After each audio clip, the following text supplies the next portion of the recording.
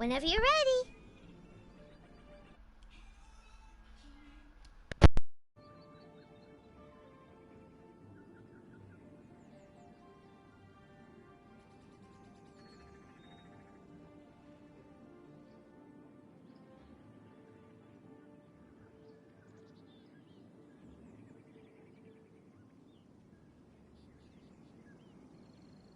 Da da da da da da da da da da.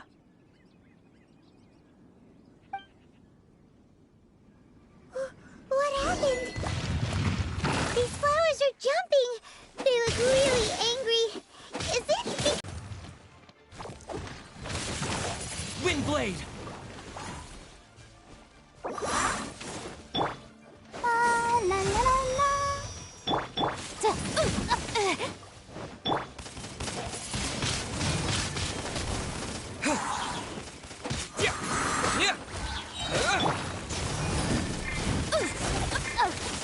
I object.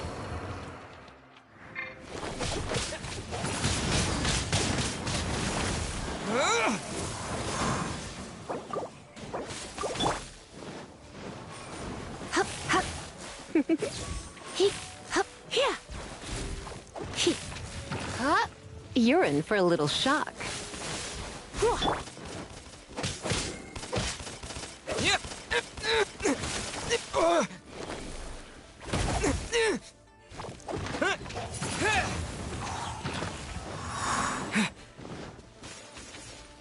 Let the show be.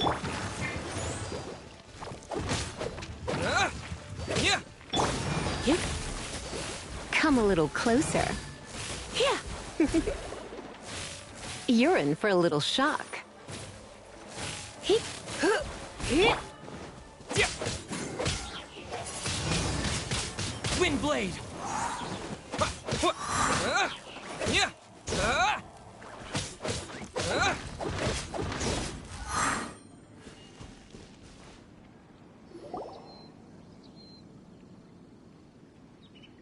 Those weren't glaze lilies. Glaze lilies wouldn't hit people.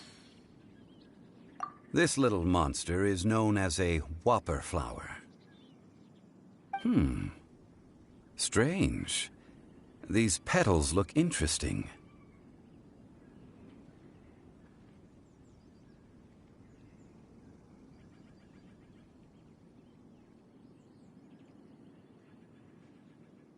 The glaze lilies used as a disguise were buried with the whopper flower for too long. The result seems to have surprisingly potent medicinal value. Let's collect what we can of these petals.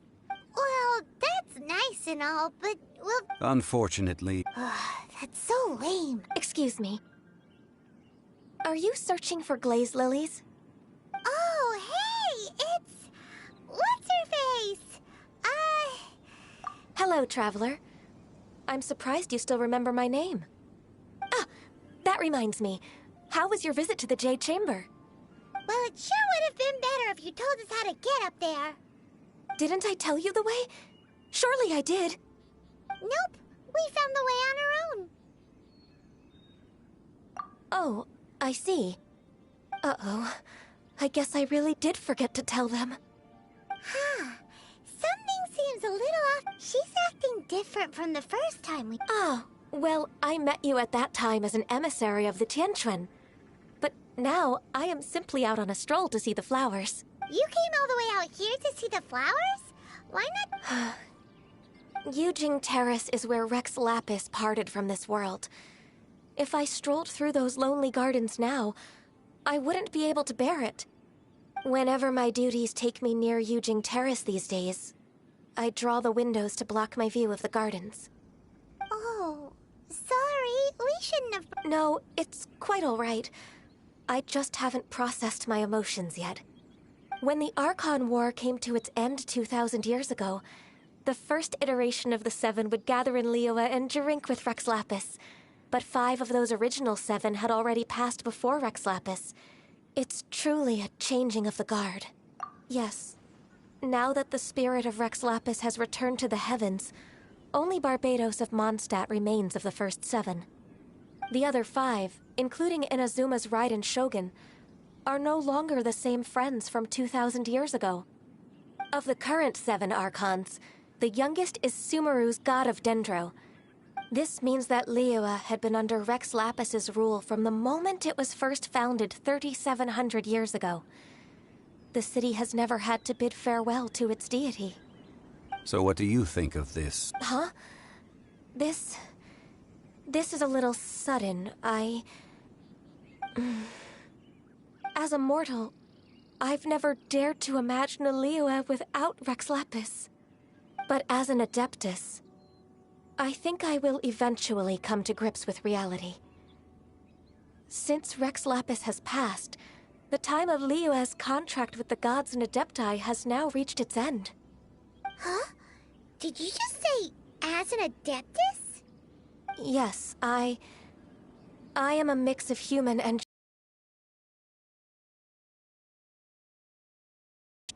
I fought for Rex Lapis and the city of Liyue during the Archon War. After the war ended, I signed a contract with Rex Lapis and took the position as secretary for the Qixing. I've continued those duties to this very day. Well, let's save that conversation for another day. You say that you are here looking for glaze lilies? I also know where wild glaze lilies can be found. See, I've just picked one myself. Here, you may have it if you wish. We dare not refuse it. Oh, so did you sing a song before you picked the lily? Indeed, I did. I know this tradition well. In fact, I sang a local Liyue ballad to it. Wow, so you really know your stuff, too. Thanks, Gunyu. No, it is you who I should be thanking. If not for this chance meeting, I never thought that I would be able to contribute to the upcoming farewell for our ancient lord. If you would excuse me, I should return to my work now. Good luck. And that just about does it. Our preparations for the rite of parting are mostly finished. Given the ease of picking glaze lilies, I think this was a fitting end to our tasks, in more ways than one.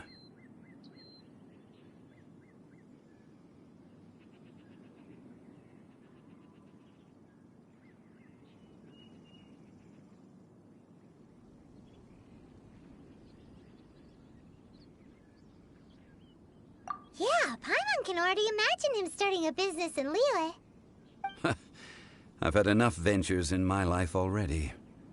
Beginning a new undertaking is always difficult at first, and requires no small amount of effort. And once business is at full steam, the stress of it all only wears away at you over time. So you must be careful to take the time to step back and re-examine yourself. If left unchecked, the wear and tear on your heart may go well past mending. Wow. See? Zhongli sounds like he's already seen it all. Alright, I think it's about time we head back to Liyue Harbor now.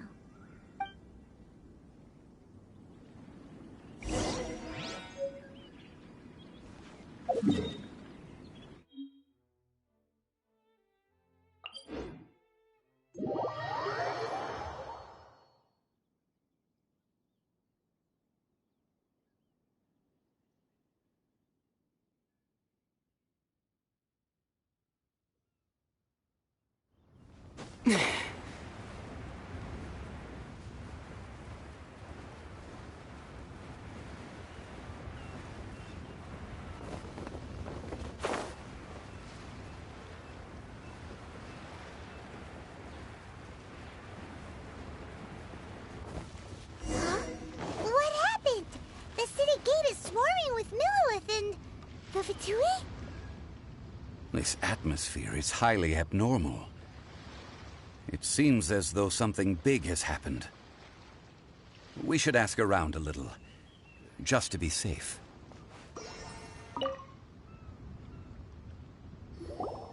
Ah, you're the consultant to Wengsheng Funeral Parlor. Mr. Zhongli, I presume. The Millilith are watching our every move now. These are desperate times. We mustn't act rashly. Desperate times? The Adepti of Joyun Karst are finally on the move. Do they intend to exercise force? Most likely. I've heard that some members of the Qixing have already gone to meet them. Well, I say meet, but it's more like they're attempting to stall the Adepti outside the city. However, both sides were quite obstinate and hit an impasse. It seems inevitable, given the current situation. The Adepti do not acknowledge the Qixing. They only acknowledge the contracts of the Geo-Archon. If the two sides come to blows, Liyue Harbor will be in no position to stop them. Surely the Liyue Qixing are not the sort to give in so easily. Their boneheadedness is known throughout the lands. Yet it's because of that obstinacy that mortals and Adepti are now on the verge of conflict. And what now? How is it that the Fatui have come under fire? That's all Ningguang's doing. She proclaimed that in these tumultuous times, the Millelith must rein in the actions of the Fatui. Only now do they want to start keeping tabs on us? That's the Qixing for you. Anyway, Mr. Zhongli, you're one of Child's close associates. Please understand that your actions will reflect on us. Don't let anyone catch you off guard. It looks like things are about to boil over in Liyue Harbor. Do you intend to use your neutral identity as an intermediary between both sides? Or will you use your sword to turn the back? Neither path is an easy one. Been caught up in all of this. They're currently squaring off with the authorities at the gates. Things are taking a turn for the worse. I'm afraid I must leave now to handle things back at Wangsheng Funeral Parlor. I hope that consider your next course of action carefully, Traveler. If you're trying to prevent an explosion, it may be wisest to look for the fuse first. Whew. Having connections with the Fatui seems to be quite the double-edged sword. So what does Zhongli mean by looking for the fuse? Oh, Paimon gets it. If there's anyone that wants to see the whole city turned upside down, it's definitely him. He must be waiting for the moment when no one is watching to do something really bad. But where could we find him now? Where would he go at a time like this?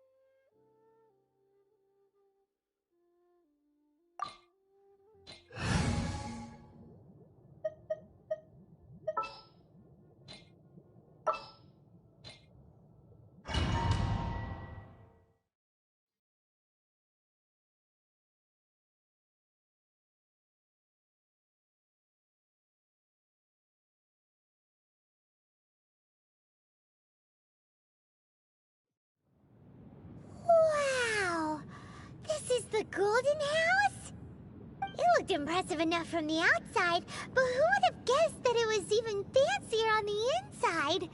And so full of Mora. This is where all of Tevat's Mora is minted, right?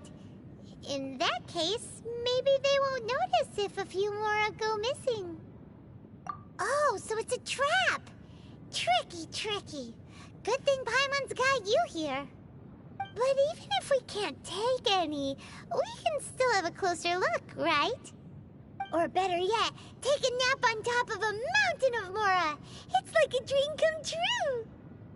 Oh, right. Back to business. It's quiet. Too quiet. Surely someone's gotta be guarding something as important as the Exuvia. Huh? Look! What happened here? Uh-oh. Paimon smells trouble. Quick! We have to go make sure that the Exuvia is all right.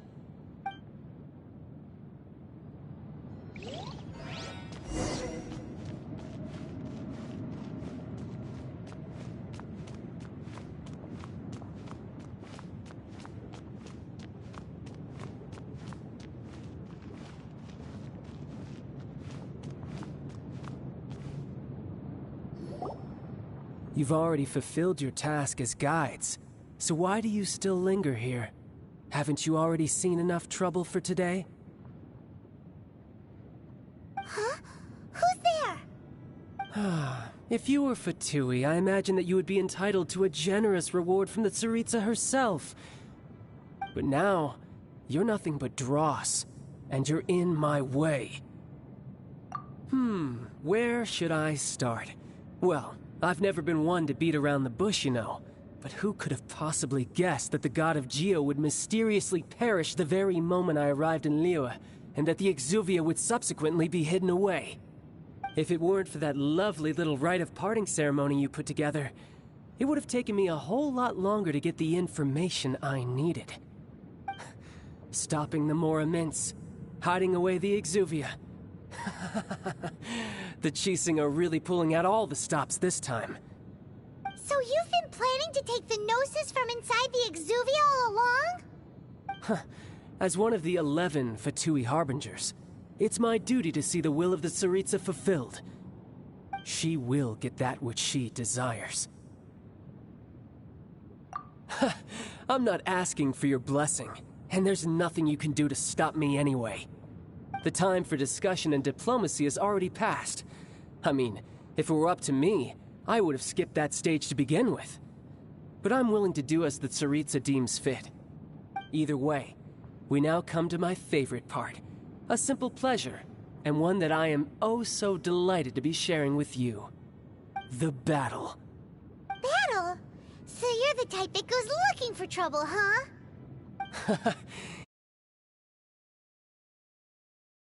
Yora offended the deities outside the cathedral in Mondstadt. She swiftly left the scene once her mission was accomplished. Instead of confronting you directly, she chose to rely on the snow and ice to make her escape. She wouldn't want the knights to come running towards the sound of battle now, would she? When she faces a worthy opponent, she will prioritize her mission, weigh the outcomes, and consider the consequences of her actions. But as for me, the greatest pleasure of being a Harbinger lies in crossing blades with strong opponents. We won't let what happened in Mondstadt ever happen again! Oh, so you intend to fight me? Good. I won't kill you, Traveler. I'll just play along, to feel the thrill of battle. Besides, you could never defeat me, not even in your wildest dreams. But hey, try to relish the fight anyway, because if you ask me, without that, what else is there? Fighting talk, I love it! Now let's see you live up to it.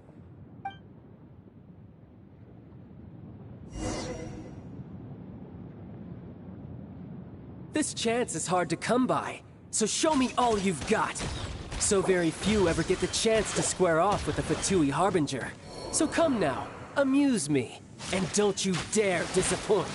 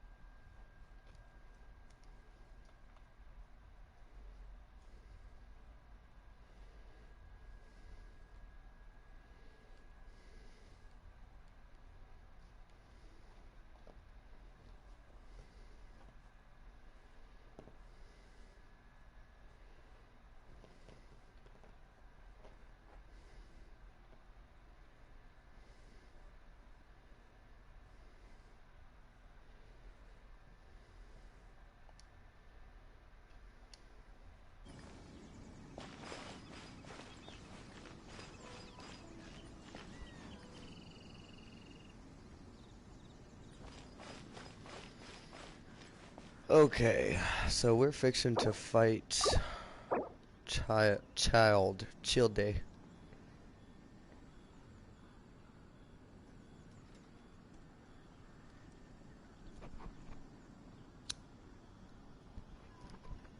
Why not keep me company for a while? There'll be plenty of time for work later. Cook around here.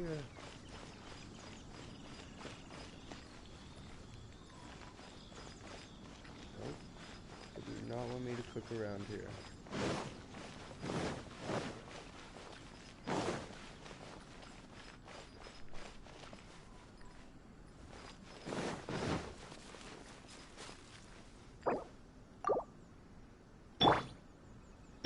I'll protect us.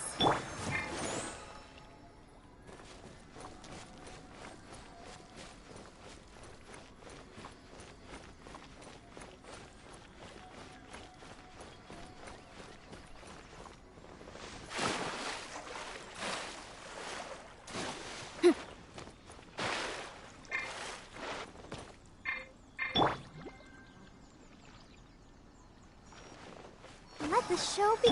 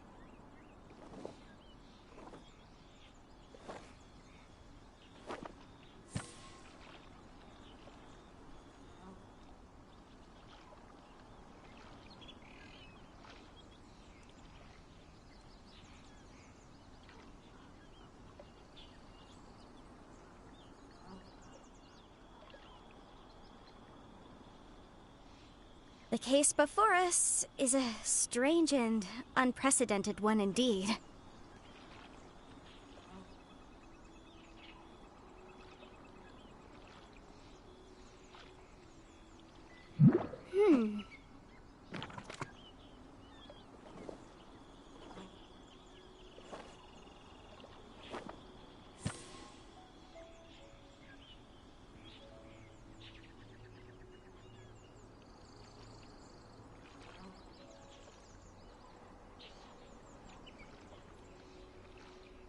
Sometimes the law's compatible with human nature, but sometimes the two conflict. Balancing the two is a discipline in its own right.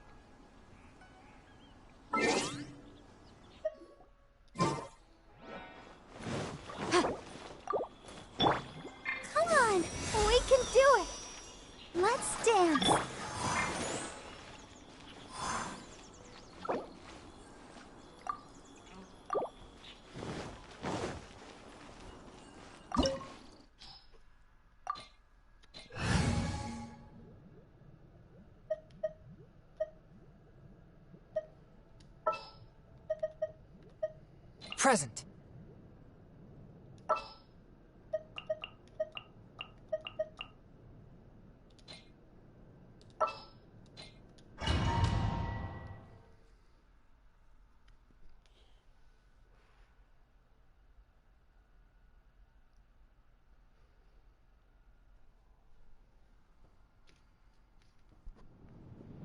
Wow! It looked impressive enough. This is where all of Tibet's more is. Oh, so it's a but even if we or better yet, take a nap. Oh, right. It's quiet. Huh? Look! What? Uh-oh. Quick! We have to...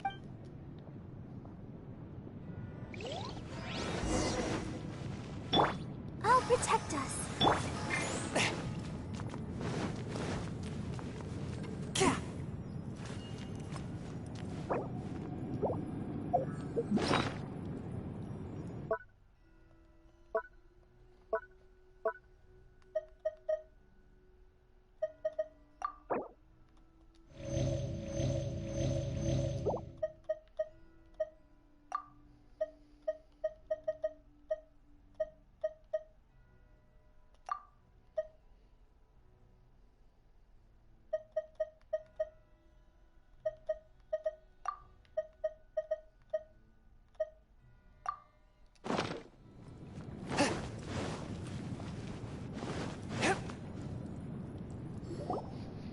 You've already fulfilled... Huh? Who's there? If you were Fatui, I imagine that you would be entitled to a generous reward from the Tsaritsa herself. But now, you're nothing but... where... If it weren't for that Stop. So you've been planning... As one of the... She will get that which she... I'm not the time for discussion either way. Alright. The Let's battle. do this. The battle. Battle? Of Chal. So you're the type that or goes Kilday. looking for trouble. When instead of confronting you when she faces a... But as for me... We won't let what happened in Oh, so besides, you could never Fighting talk, I love... Alright, desktop, I'm ready, Brad. This chance is hard to come by, so show me all you've got. So very few ever get the chance to square off with the Fatui Harbinger. So come now, amuse me, and don't you dare disappoint.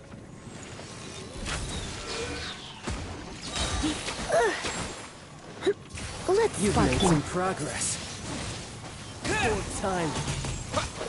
A touch of frost. How unbecoming.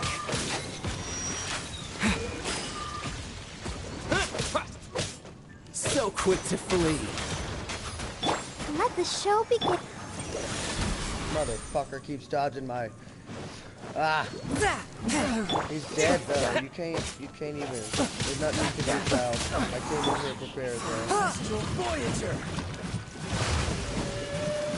Not bad, not bad. I'm coming for you. Swift and merciful.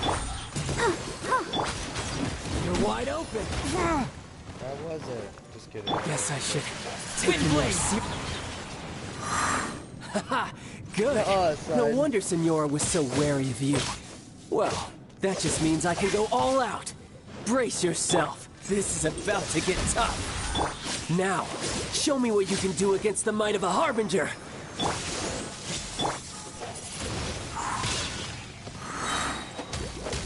With the wind!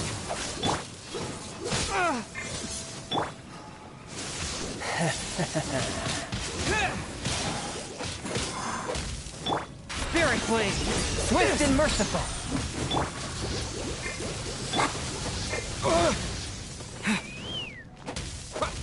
Yeah. He is something Raging else. Tide! He is definitely a difficult character to fight. Whew, okay. It's not over. I just kicked her in Not the bad. ass. Your swordsmanship is quite impressive. But that's about as far as you'll get.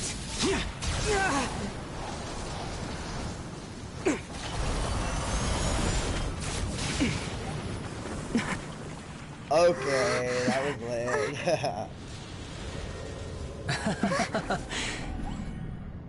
Didn't think you had that card hidden up your sleeve. You were just playing us to get close to the Exuvia! Oh, quiet down. Stop acting like some wide-eyed recruit. You've seen this world. You of all people should know. This should have been expected! Well then, I'll be taking Morax's Gnosis now! Huh? I see. Well, this is most unexpected. You beat me to it, didn't you?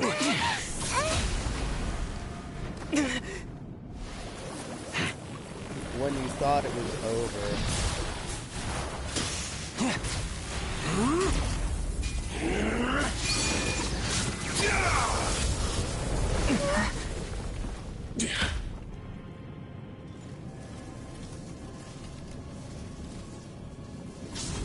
Tartagilia, what? Not that. What? But this is going to cost you! Yeah!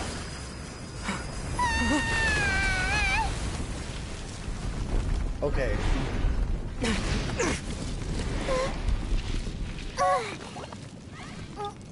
Totally fine.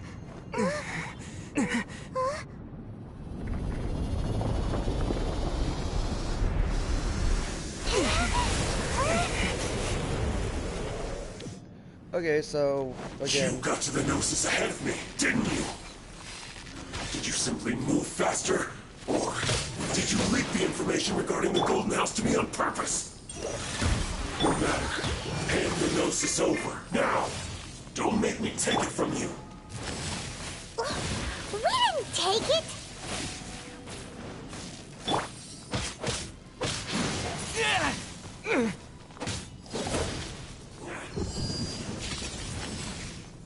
Fuck me.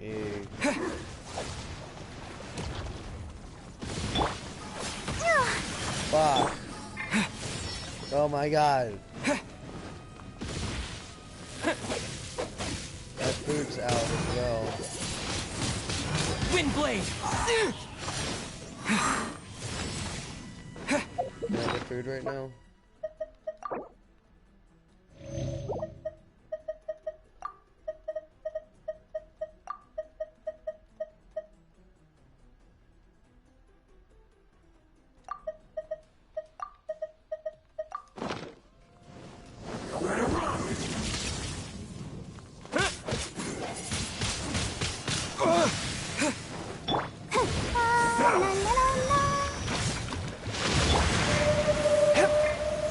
Swift and merciful!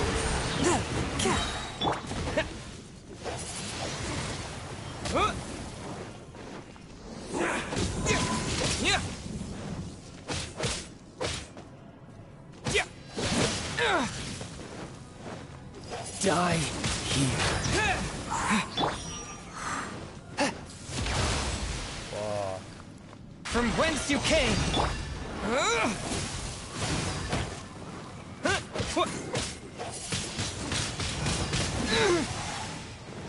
Let the show begin.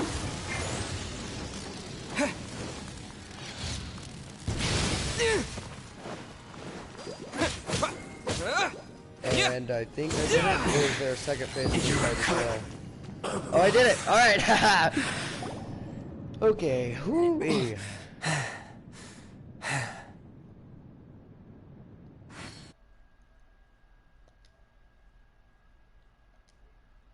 Look!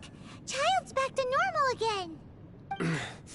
Well then, time to cool off. It seems the burden of the foul legacy transformation was too great for my body. I lacked the opportunity to think this through. And now that I consider the matter more carefully, you never had any chance of beating me to the Gnosis. You had no connection to the Gnosis, no matter where it had been taken. That's what we've been trying to tell you! We didn't take it! Your show of ability today far surpasses that of Signora's initial assessment of you in Mondstadt. Tell me, how could that be? You already know the answer, don't you? I can see it in your eyes. But if that is a secret you wish to keep, I guess I'll just have to curb my curiosity. This battle has already left me satisfied. Anyone who strives as I do to grow stronger shall be called a friend, even if our friendship can only be shown in battle against one another.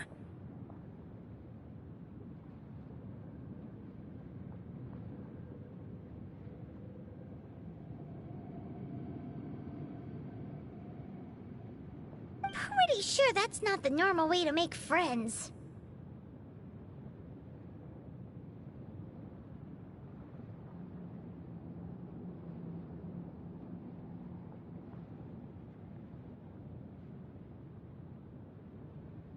Unfortunately, I must bring this amiable conversation. Given that the Gnosis wasn't taken by anyone, then we must look once again to the beginning. Perhaps it was never in the Exuvia to begin with. In fact, it might be that the Exuvia was just a diversion of sorts. What? So you mean that... Yes, it appears so. Interesting to say the least. It seems that the guardian deity of the capital of commerce is also well versed in little maneuvers beyond the boundaries of contracts. As such, we must now look to our backup plan. Backup plan? I had hoped it would never come to this, for the weak will be swept away in the process. The truth is, the world belongs to those who pursue strength. I seldom willingly involve myself with the weak. Unfortunately, we cannot be picky about our methods as Fatui Harbingers. Children must all learn to eat their vegetables sometime. So what are you planning to do? I will awaken the god that lies dormant beneath Guyon's stone forest. A god? Osial, overlord of the Vortex, who was defeated by Morax, the Geo-Archon in the Archon War, and who has remained pinned beneath the waves by the Geo-Archon's stone spears ever since. If such an ancient god were to be unleashed upon Liyue Harbor, defenseless without the protection of its deity, do you think the cunning Rex Lapis would just stand aloof and watch the ensuing destruction? But the Archon War ended 2,000 years ago. How can an ancient god appear in a world now overseen by the Seven? Simple. I've already prepared the means to awaken it. Hey, those are sigils of permission! Oh, Paimon remembers now. The Fatui have been researching them. Indeed. The one that was given to you was just a byproduct of our research. With the power of so many sigils of permission concentrated in one place, along with that which was bestowed upon me as a harbinger by our Tsaritsa, breaking the subduing might of the Geo-Archon spears for a time should be no obstacle. Using the powers of ancient gods in such a situation fails to interest me, and is largely against my principles. But knowing that such an action will not only force the Geo-Archon to show its hand, but you as well, that makes matters a little more intriguing.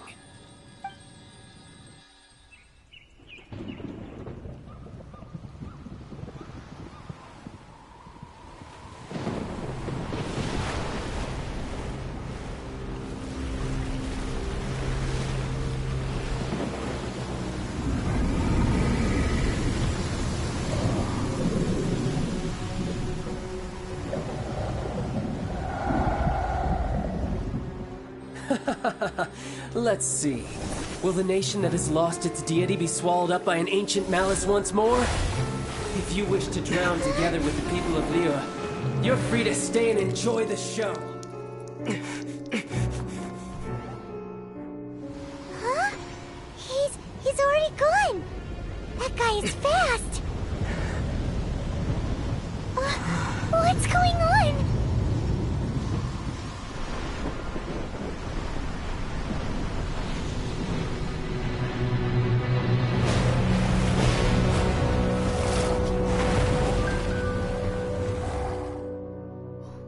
Jesus.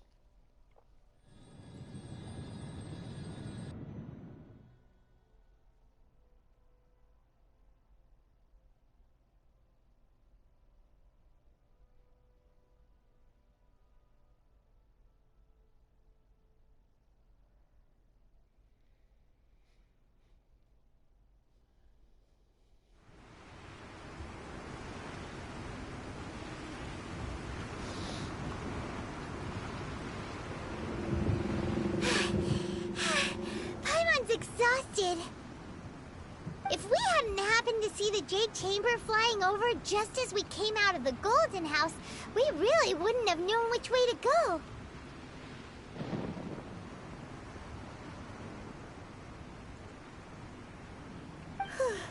Did we make it in time? Is the Overlord of the Vortex still in the sea? What are you doing? What are you doing on the Jade Chamber? Paimon thought you were arguing with the Qixing. Is the fighting over? Faced with a calamity of such magnitude, we have agreed to put our differences aside for now and unite against this common enemy.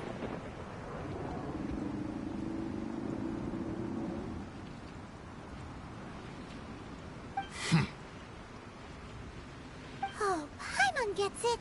So how do you plan to defend Lilith?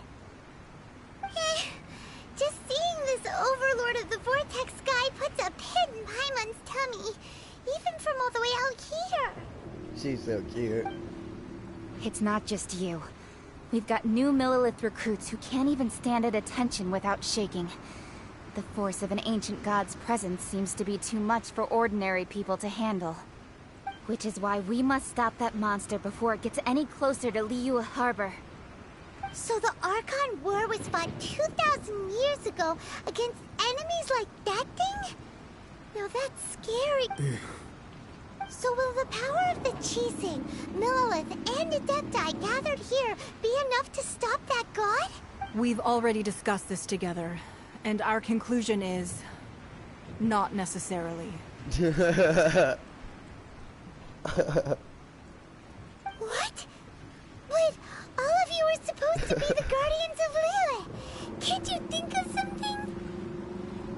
One certainly could. Huh? The Qixing did once research the matter of the Guizhong Ballista when it piqued their fancy. And as fate would have it, one who did craft the Guizhong Ballista with one's own hands is here. For what could you mortals ever learn of Adepti mechanisms? Yet, it would take one, but a little tinkering to turn this ballista into an engine of war beyond your wildest thoughts. I suppose this is one blessing from the Adepti that we should be thankful for. So be it. We shall use the upgraded Guizhong Ballista to fight off that god. All the Adepti here can lend their strength to man it.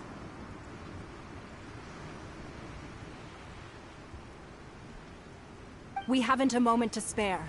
Our battle begins now. Yep.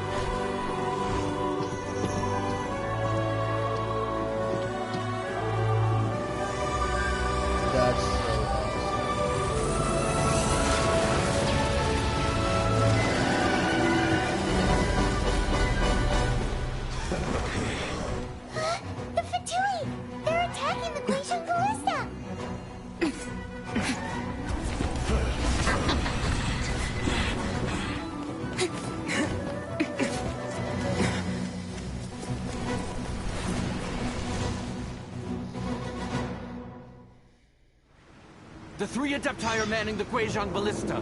Do not let the Fatui disturb their work. Okay. All able Millilith, with me! Let's go help too! We Adepti have not faced a god in several millennia. Let one see what you're made of then. What strength remains within you, one wishes to witness.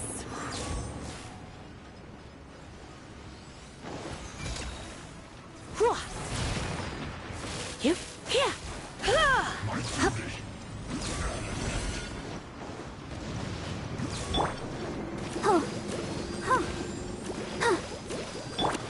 One with my blade.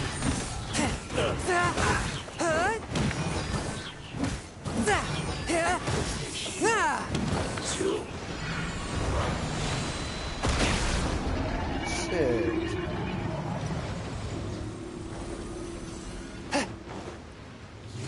Forth, my blade!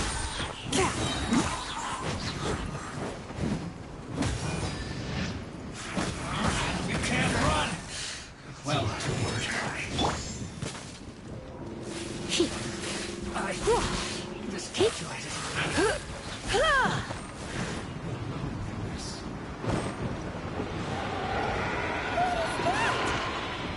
That is Osial's divine power. I am very familiar with it. Be careful not to get hit. Okay, sure. The Fatui! Their attacks are unrelenting! How daring. Snezhnai's diplomats will answer for this afterward. Every last one.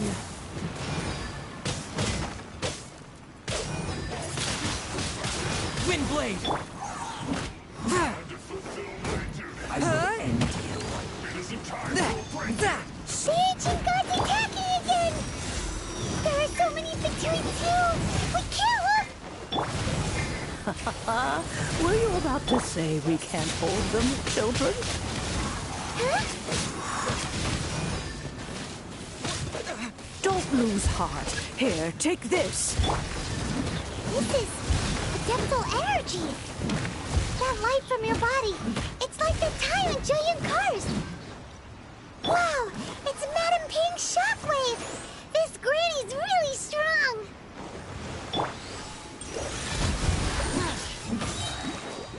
From whence you came!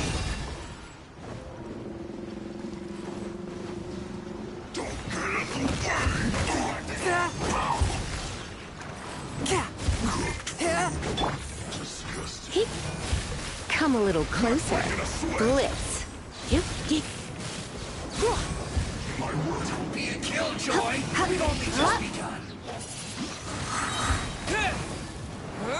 With the blood of the Chilean, I guard you against evil! Cast your fear of injury by the wayside, and fight with all your might! I too did this during the Archon War! So this is what Ganya's like in a fight! My name means swiftness. Take my power and run as I do. We're going too fast!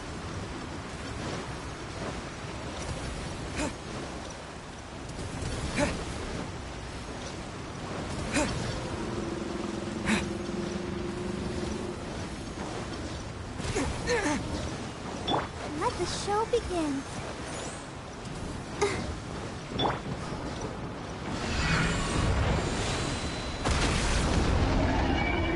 Child, you are strong in body and spirit. Perhaps you can withstand 3 forms of adeptal energy at once. This will hurt a little. Please bear with us. Once you've adapted, try to use them in battle.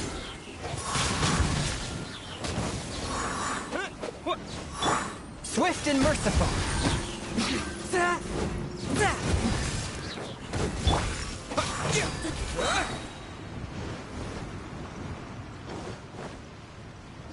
Let me amuse myself a With the wind!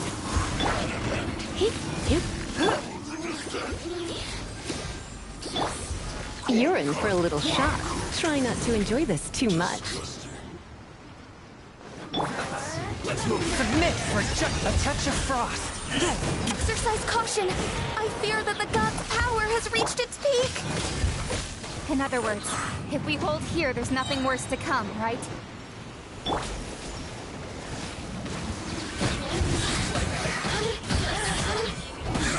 From whence you came, forth, my blade. This isn't good.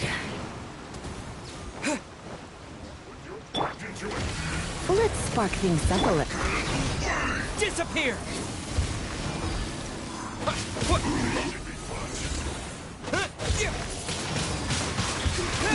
My work. shine.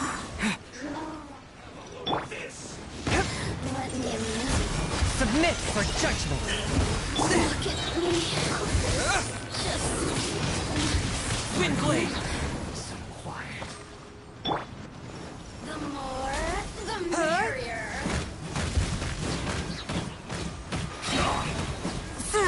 The Fatui's numbers are thinning! Fight on, comrades! Once we finish this lot off, the Adepti will be able to deal with the god in peace.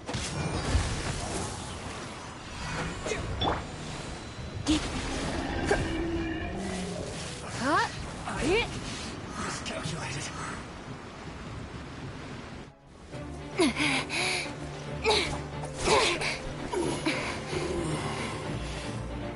The interlopers are no more. Now we may commit ourselves fully.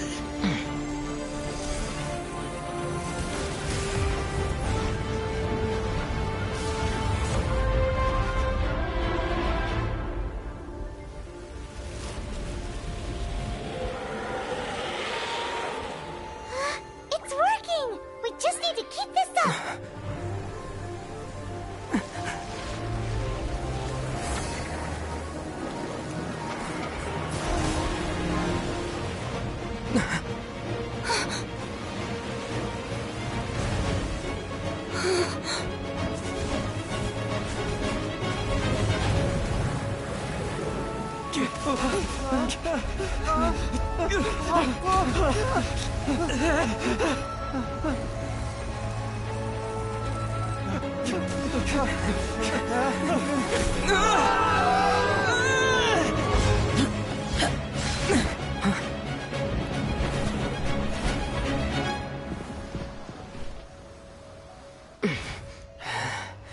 Be careful now. The Guizhong Ballista is destroyed. Without its covering fire, retaliation shall be difficult. But the Jade Chamber is our last line of defense. We can't give another inch, no matter what. I have another idea. What do you mean, Lady Ningguang? I'll sacrifice the Jade Chamber. What is the meaning of this? I understand. Traveler, lend me a hand. Farewell, old friend. Goodbye for now. Let us meet again in the future.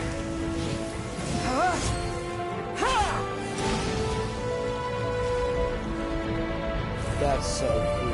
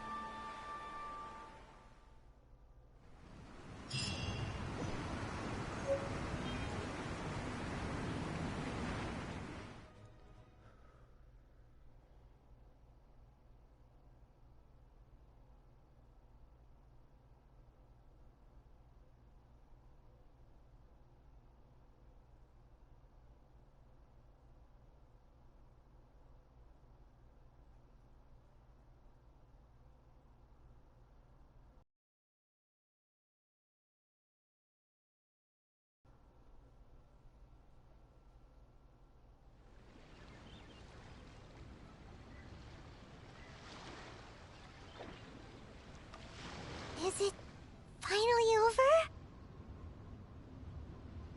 The ominous aura of that monster has indeed begun to fade. The effects of the Sigil of Permission last but a short time. It will be some time before the Overlord of the Vortex can make any waves again. We are indebted to you for your assistance. If the Adepti hadn't happened to be here, the future of Liyue Harbor would surely have been in great jeopardy. Save your flattery. We didn't just happen to be here. Surely you won't pretend to have forgotten the reason for which we came. Come now. There's no need for such harsh words, Cloud Retainer. I've heard that when Ningguang began learning to do business, she had already started setting aside part of her then limited income in preparation for building the Jade Chamber. At first, it was only the size of a small room, but with continued expansion, it has become the palace that lies before you now. It is a testament to Ningguang's entire life, both as a businesswoman and as the backbone of the Liyue Qixing. Seeing the Jade Chamber destroyed in the defense of Liyue means much to her. To me, such cooperation and sacrifice deserves at least some recognition, don't you agree? Well, I was really hoping you would say that such sacrifice could at least be used as some leverage in our negotiations. Thank you all for hearing me out. We know very well why the Adepti came here today. But please forgive us. We cannot yield to your wishes. Oh? 3,700 years. According to our records, the Adepti signed a contract with Rex Lapis to protect Liyue 3,700 years ago. Even to this very day, Liyue and its lands have stood the test of time, immovable as stone, just as it was thousands of years before. This is truly no small feat. But that does not mean that the Liyue of today is the same city as it was all those years ago. Do not merely cast your protective gaze upon the land. Instead, focus your sights on our city and each of the citizens that dwell within it. Are you questioning our means of protecting Liyue? I mean no offense. I simply hope that our Adepti forebears would see Liyue in a new light. Forebears, you say? One doubts you would be fit to be part of such a lineage. This morning, Rex Lapis appeared to me in a dream. What? In the dream, I yearned to tell him that we Qixing, though mortal, are equally bound to the contract. Each passing generation of the Qixing leaves many things of value to be inherited by the next generation. I also thought to tell him how the past generations of Qixing had strove under his rule to survive in our mortal world, establishing a network of contracts which has since come to be known as trade. But I dared not speak. I could only gaze at him in silence until the moment I awoke. Oh, Ningguang. Yet another perspective. What are you trying to say, Outlander?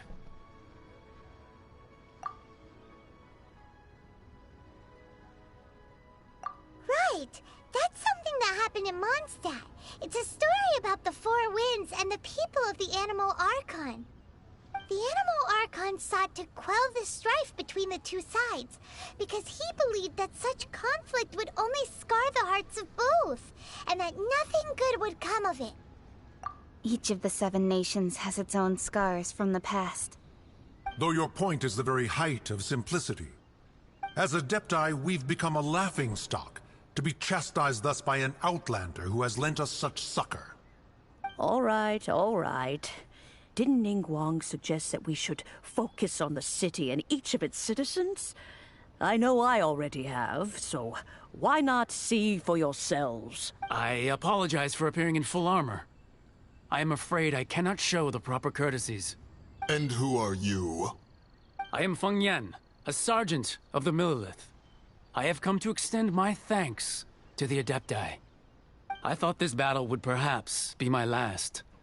But thanks to the aid of the Adepti, our forces were not as badly battered as... Although I am a mere mortal soldier, I promise to hold the line and never betray the grace given to us by the illuminated Adepti this day. Huh? Why does everyone look so down? Weren't you frightened, dear? It was... I wasn't afraid. All the strong Millelith guards were there, and those powerful heroes with their visions were there. Everyone was there. When danger is near, everyone always protects me. And the rest of the time, they make fun toys and tasty snacks and loads of things that make the harbor so pretty. Thanks for protecting Liyue Harbor. Please come visit us for the next lantern rite. Unfortunately, we wouldn't be able to participate. Huh? Because we are Adepti. Oh, okay.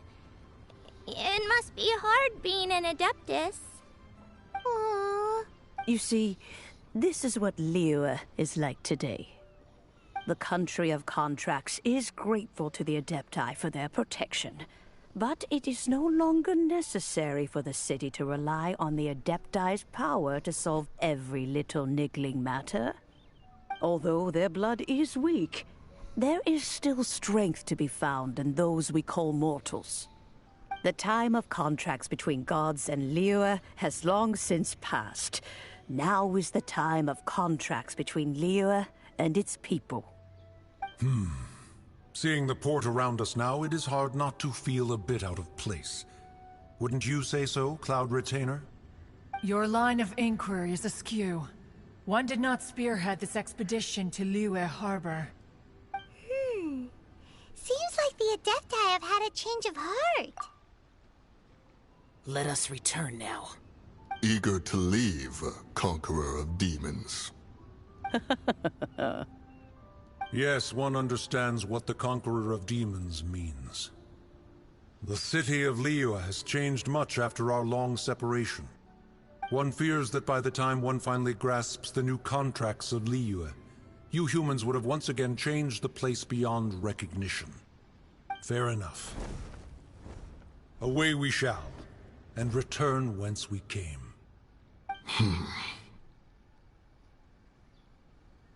Since we Adepti have consensus, then one shall persist no further. But how will we ensure that the Liyue Qixing will not simply exploit their power once we depart?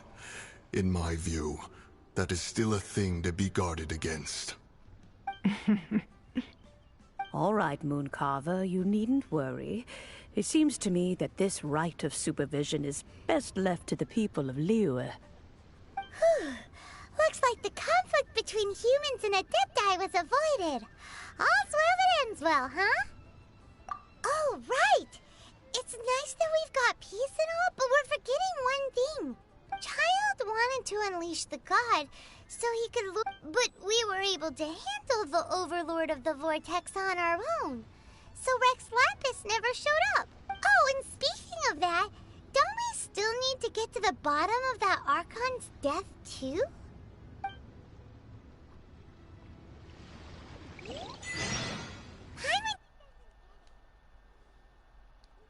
We have the Adeptiless rite of parting that we're organizing? No idea where Zhang Li's gone. Let's ask for him at Wang Shen Funeral Parlor. Come on, we can do it.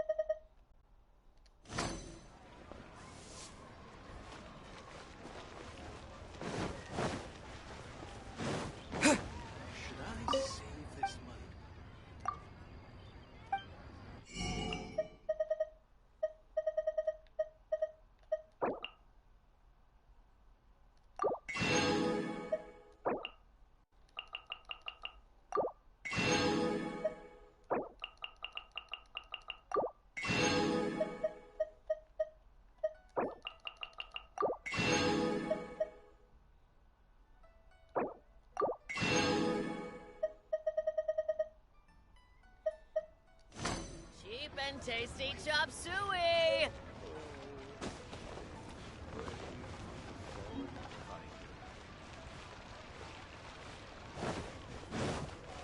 Wow.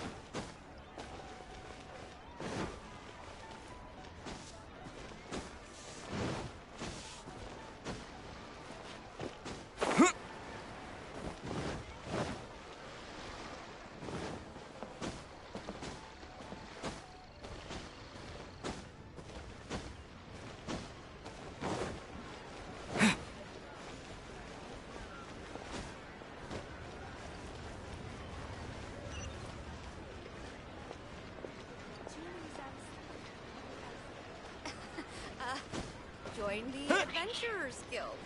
You'll have a blast.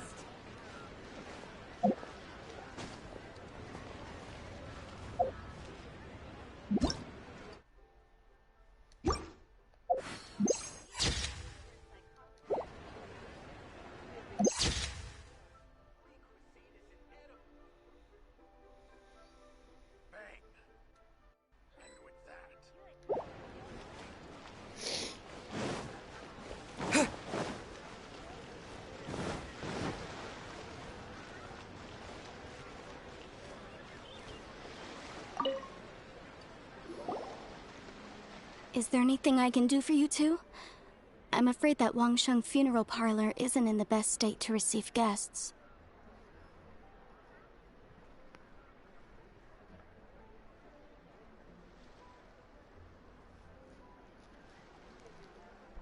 We've come to see Zhongli.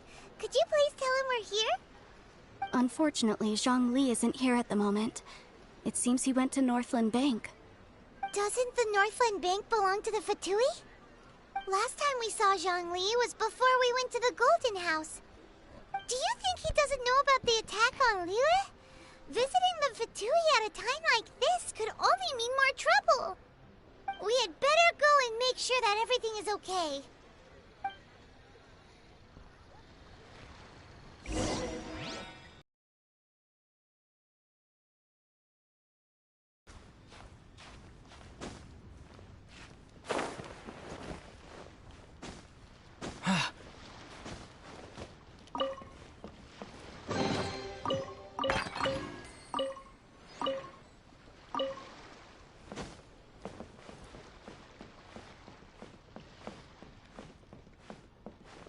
What should I put in my...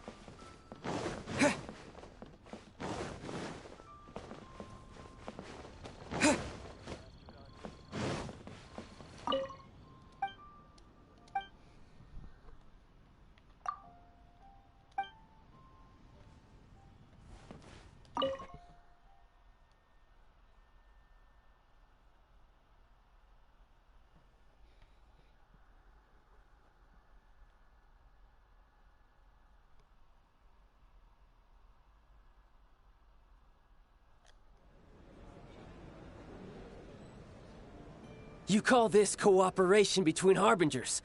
Cooperation involves communication, you know.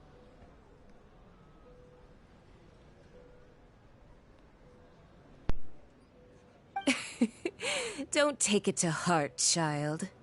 Besides, aren't you happy that you got to skip the formalities and bring chaos to the land?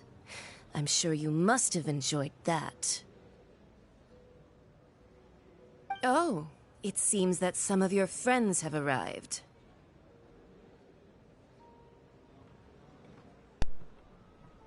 Hey, your friends? It's Zhongli and Child. And you! You're also one of the Harbingers? It's you two. I believe we've met once before. In the city of Bards, was it? I'm glad you still remember my name. Ah, right. I imagine that it must have been rather hard to forget watching helplessly as something precious was snatched away from your friend. Well, if it isn't you two. This is our first time seeing each other since Liyue was nearly wiped off the map. This is certainly a bit awkward, wouldn't you say? Paimon knew that we should never have trusted a Fatui Harbinger. Oh, now don't say that. Sure, I may have misled you, but I never had anything against you personally. Besides, I thought we were getting along quite well together, didn't you? Except for that little tussle we had at the end. Nothing personal. We just have different views, that's all. Of course, you may very well hold this against me, but that's up to you. The real deceivers here are Senora and Zhongli. Curse them for leading me on. So actually, I think... Stop wasting time, child. There'll be plenty of time to chat once I'm through here. You remember the agreement, Morax. Now, if you would be so kind. The Gnosis, please. What in the world are you talking about? The contract is fulfilled. That which thou seeketh is now bestowed unto thee.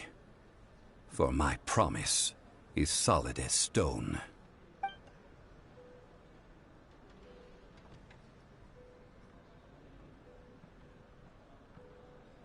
How sanctimonious.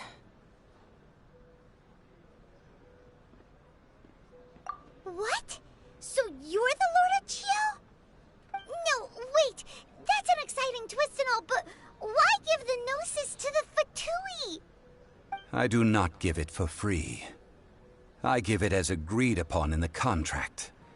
For it is a matter solely between the Tsaritsa and I. Yeah, you don't think you went a little bit too far with that whole fake death thing? Everyone was preparing the ceremony for you and splat! This big dragon falls out of the sky and all of Lyric goes into an uproar. Talk about a disaster. Gathering all the forces that had been bubbling behind the scenes, and then stirring them together in a pot that was bound to boil over. That's what he wanted to see, am I right? Wait, what? Perhaps it's best that I explain. As you know, I've dwelt upon this world for more than 6,000 years. I witnessed the founding of Liyue, together with the Adepti 3,700 years ago. Even boulders that can withstand whirlpools will erode with the passing of time.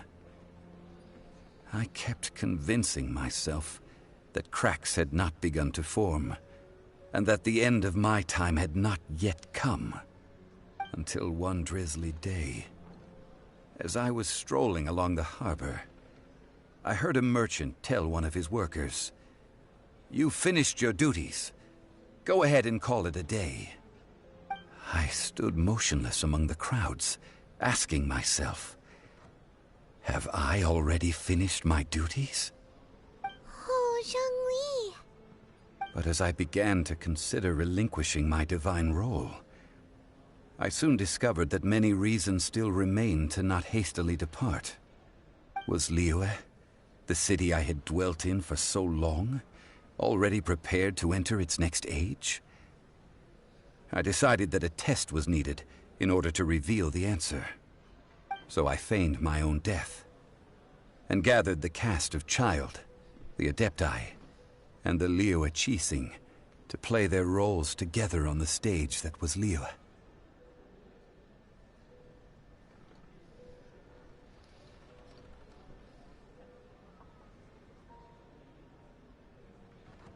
That's right. Which is why I continued to safeguard the Gnosis until now. So you mean that if the chaos ever reached the point of no return, you would simply appear and use your divine powers to bring Liyue back under control? Of course. And it would have been all too easy for him, too. Just as a child quickly matures after losing their parents, so has Liyue matured when faced with the death of its deity. I was pleasantly surprised with the finale of the show that you all put on. Why, you even deserved an encore. The Adepti deserve the greatest applause, considering their years of seclusion. They hardly recognized the city, yet faced with such a crisis, they exerted the greatest amount of restraint. Not only did they manage to cooperate with the Qixing, but in the end, they even tried to understand the heart of the people.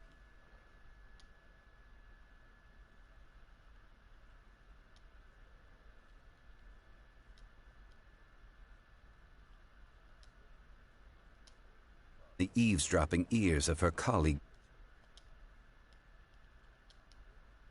I carried on as Zhongli, and fulfilled the traditions of Liyue in this mortal form. Thank you for walking that path with me, Traveler. These things were all a part of my script. The only unforeseen plot twist was the conduct of the Liyue Qixing. I had expected them to do no more than the Adepti, to come to the defense of Liyue. But when all was said and done, they seized the opportunity to supplant Liyue's divine protectors, and used the subsequent power vacuum left by my death to quickly gain complete control of Liyue. Huh? That doesn't sound good at all! On the contrary, I think it is excellent. I had always feared that it was too soon for them to take over from me. And it was also that which I longed for the most. As such, this is the best parting gift anyone could have given this god of old. Hey, what about me? Doesn't anyone feel the least bit of remorse for deceiving me? You've practically kept me in the dark! I think that thanks would be more appropriate. You certainly played no small part in all of this, wreaking havoc and turning the city upside down. The Lord of Geo ought to thank you for your performance, if anything. If you hadn't created the pressure of a battle between mortals, Adepti, and a god, the lump of coal resting in the hands of the Geo Archon, Liyue, would never have been able to become a dazzling diamond of a city. Huh? Just whose side are you on, mocking me like that? Are you itching for a fight? Be that as it may, you've come out of this as the hero of Liyue. I, on the other hand, will be forever prescribed as a disturber of the peace, no? Well then, with the Gnosis in my possession, I have no use for such idle chatter. We should return to Zapoljarny Palace and seek an audience with Her Majesty, the Tsaritsa. Come, child. Fine. I'll meet you there later. I'm not sharing a boat with the likes of you. Do as you wish.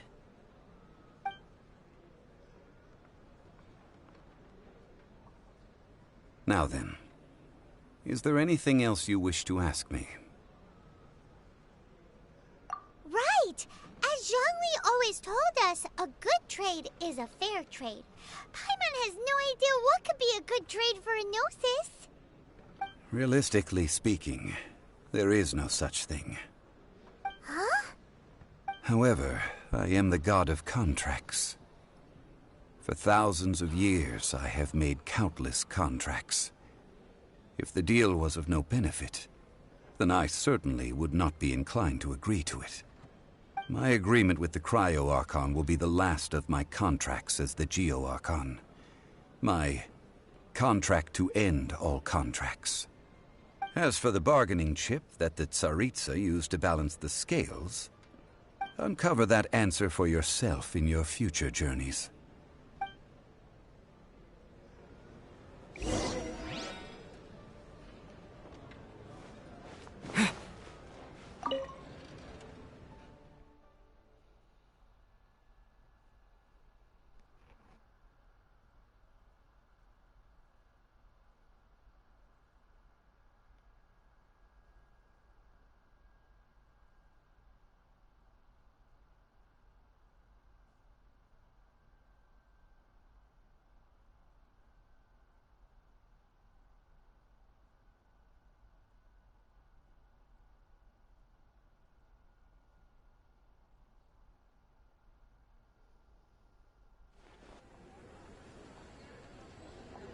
Today's the day of the rite of parting.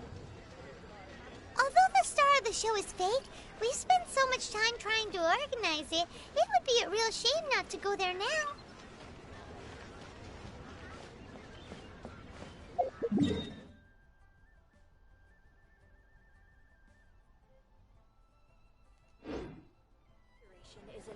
So,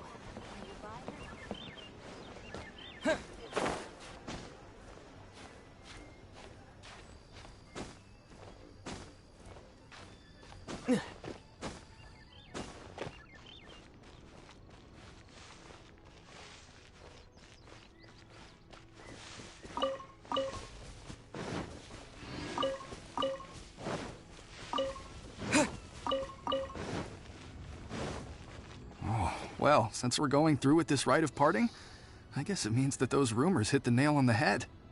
So Rex Lapis is really... Oh, come on. Do you think that the assassin could have been a normal person? You know what I think. I don't think any of the gossip on the streets you hear from those shady types is worth anything. There's only one real possibility in my mind. I've heard that the assassin was that Fatui fellow. Child. The Fatui? They certainly are very suspicious. Who knows what those greedy, crooked folks... Shh! Lower your voice. If the Fatui catch you in their sights, Rex Lapis won't be around to protect you this time.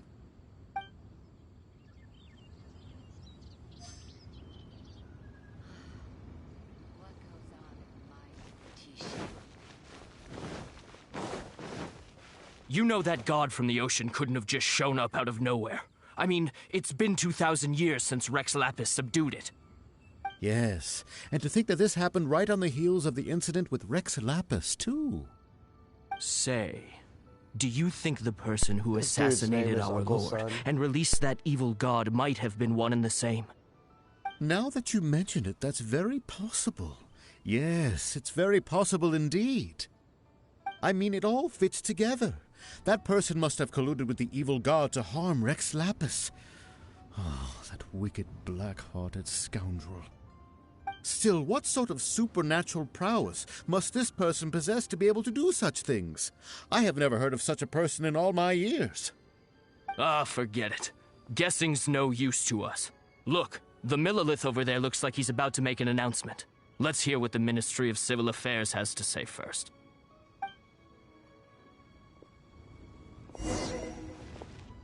Please be mindful of your personal safety.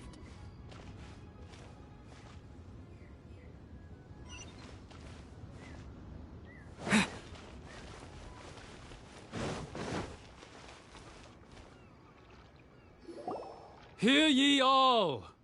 The Chi Sing's words. Though a dragon soars ageless as too must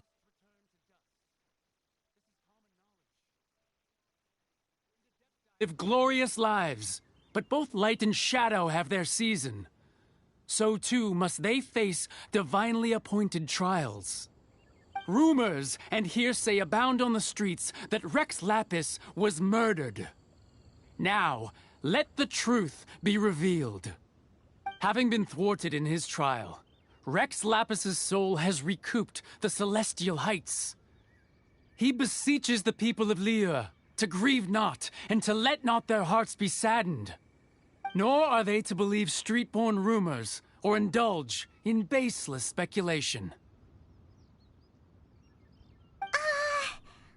Paimon translation on what the Qixing's announcement said. So that's how they're spinning it. Something feels off. Why would they suddenly give up looking for the murderer?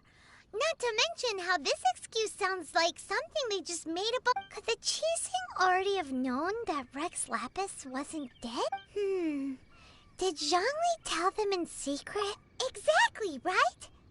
Ooh, seems like the rite of parting has been going on for a while now. Let's go have a look.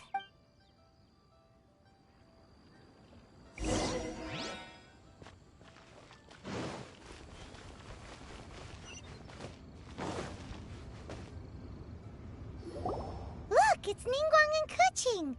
As said previously, Rex Lapis's soul returning to the heavens is the end of the contract. And it is also the end of an era. 3,700 years of contracts burnt and reduced to ash. We, the people of Liyue, were indeed prosperous. But blinded by our prosperity, we forgot that time can be pitiless. The long, unending dream of our Archon walking among us. Now that we have awoken from our dream, we must learn to say farewell. Will you stand with us as we re-establish our contracts? As we build a new age of prosperity? So concludes the words of Her Eminence the Tianquan. Does Her Eminence the Yuheng have anything to add? Huh? Is she looking this way? Traveler. Yikes! She really is looking our way! Is that the traveler who they say defeated the ancient god? So young. The Liyue Qixing always repay their debts. And as you have heard, our eyes see far and our reach is long. Name your price. You deserve that much. Whoa.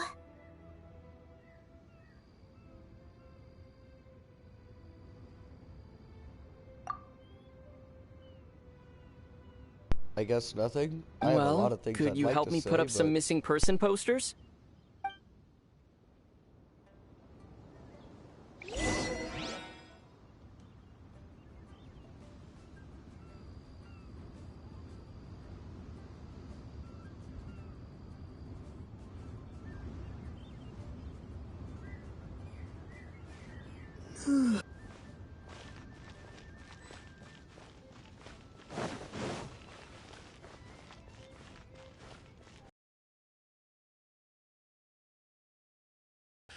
Perhaps mementos for Rex Lapis might be the best short-term. But it seemed... Well, that's fine. Suffer no rivals in love, they say.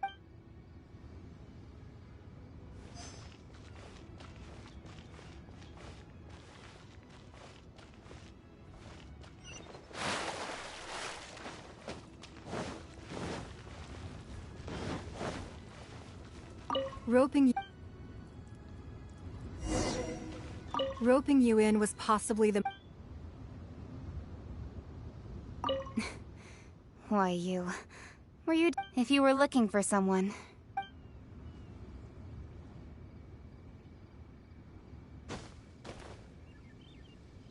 The cleanup of the premises, managing the crowds as they exit, making an account of the rite.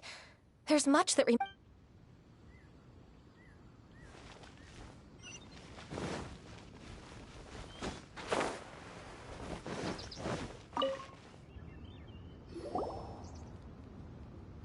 Hey, Zhongli!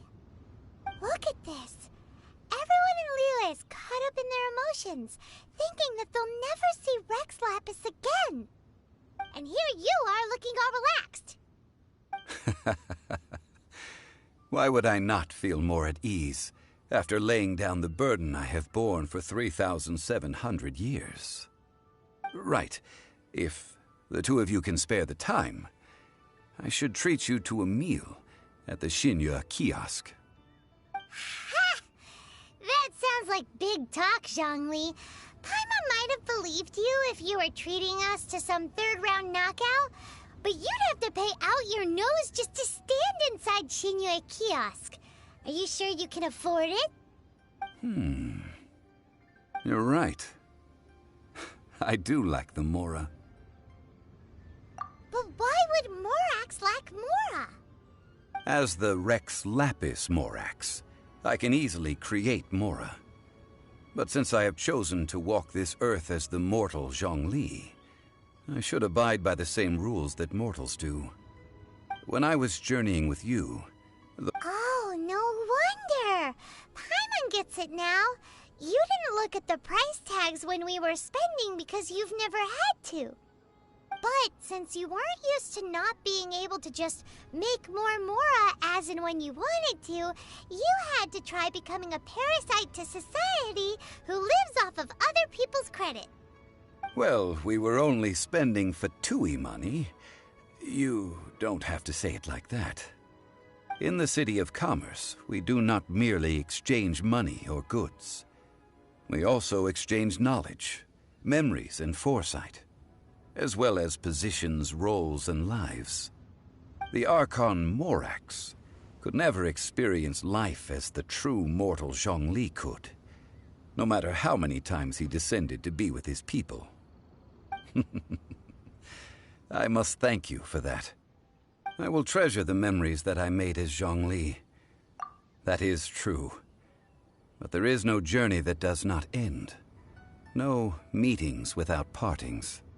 Paimon thinks that we should make a move and continue our search for the Seven. I fear that continuing your journey may be difficult. The nation that neighbors Liyue by sea, Inazuma, is presently closed. Yes, the nation has been closed by order of its deity, the Electro-Archon Ball. And just as the people of Liyue preferred to call me Rex Lapis, she too goes by another name among locals in Inazuma. Paimon thinks we've heard that one before. Raiden? That is the case. And since Raiden is also the shogun of the Inazuma Bakufu, people call her the Raiden Shogun. That said, though people at the wharf were saying that the situation in Inazuma is very tense, Paimon doesn't remember that always being the case. It wasn't that bad last year. Zhongli, since you're Rex Lapis, shouldn't you know something about what's happening there? Just how did Inazuma become a closed nation? It's because of visions. Visions? When faced with circumstances beyond their control, humans often bemoan their lack of power. But if a person shows true strength of will at a desperate and fateful moment in their life, the gods will look upon them with favor. This is what visions are. Magical foci bestowed upon those who have been acknowledged by the gods. Uh-huh. That's how people in Teyvat see it. But starting from last year, the Raiden Shogun began promulgating the Vision Hunt Decree. Vision Hunt Decree? Yes. It was an order to seize all visions within Inazuma's borders, and to inlay them upon the hands of a statue of the 1,000-armed, 100-eyed god. They want to seize visions. But why? Aren't visions blessings from the gods? I should think that in the Raiden Shogun's eyes, it is precisely because they are divine blessings that they should be under the sole dominion of divinity. Whoa, that's harsh. The Animo Archon is the god of freedom, and the Geo Archon is the god of contracts. For her part, the Raiden Shogun is the god of eternity. It seems as though she has finally decided to eliminate any unstable elements that could pose a threat to her eternal realm. The fact that even I, the oldest of the seven, have now passed away, will only strengthen her resolve to pursue eternity. Knowing her, she must have again quoted that adage she is most fond of when proclaiming that decree to her people. 7 ideals for 7 gods. And of these, eternity is nearest unto heaven. All right, then. Was there anything else you wish to know? Ah, that was a good one. Failing a divine trial. How they came up with that excuse, I will never know. That said, the reason why the Qixing were so eager to resolve the incident and stop pursuing the culprit was indeed because they received news in secret that Rex Lapis was not dead. I hinted as much to the Adepti as well. How did I accomplish that, you ask?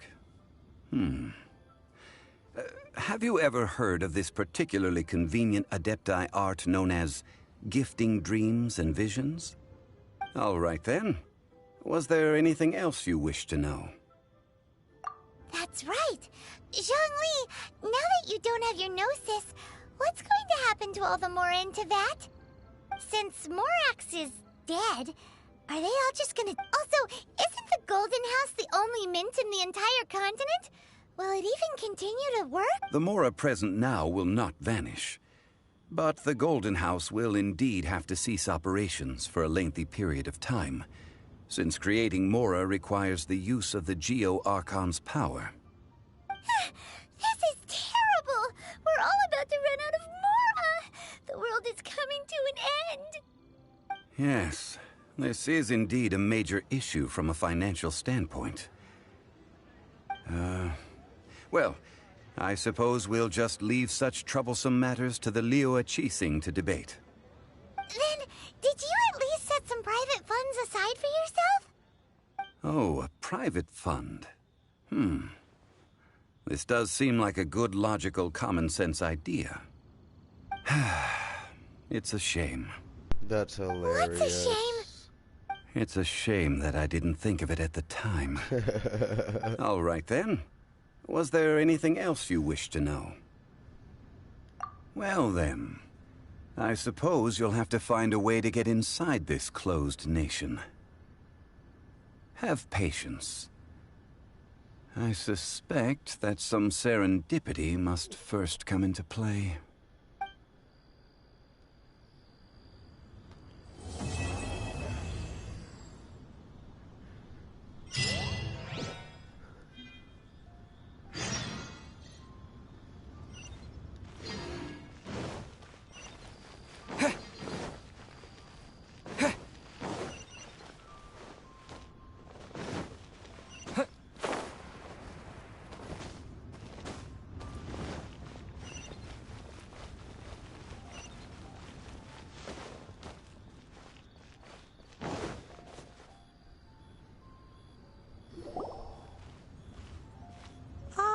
Children, come, come.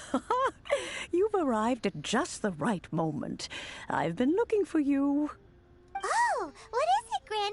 Need any help? Oh, no. You've done so much for Liyue Harbor already. I could hardly ask for more. In fact, my old friends and I have been putting our heads together to think of what sort of gift we might give you in return.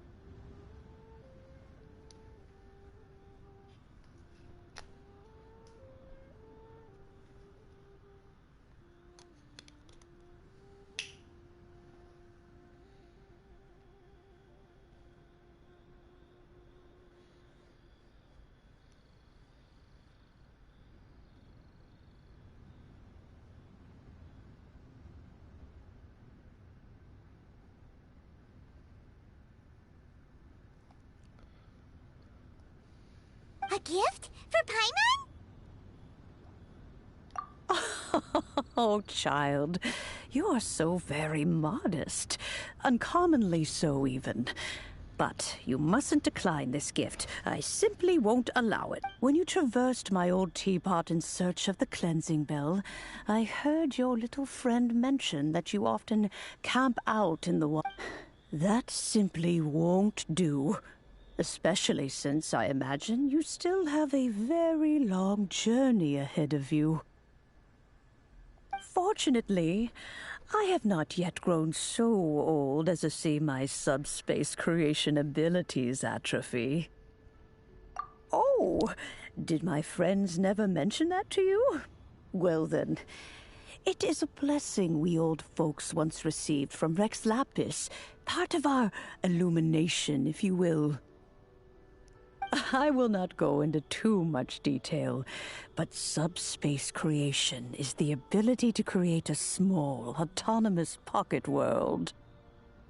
The teapot that you entered previously was a little trinket created using that ability. So, in the eyes of an Adeptus, creating a magic teapot world is just child's play, huh? Oh, indeed, the teapot is nothing to boast of. One such as myself must depart from this realm to create a world of one's own. Rex Lapis, on the other hand, moved mountains and seas. That is what one might call an exorcism. But that's enough nostalgia for now. The gift that I have prepared for you just... That's right! Oh, settle down now, children. There's no need for you to go running. What's more, I am searching for. Well, for starters, I require some shimmer soil from the banks of Dihua Marsh. You would have to dig downward, following the roots of the glazed lilies, and...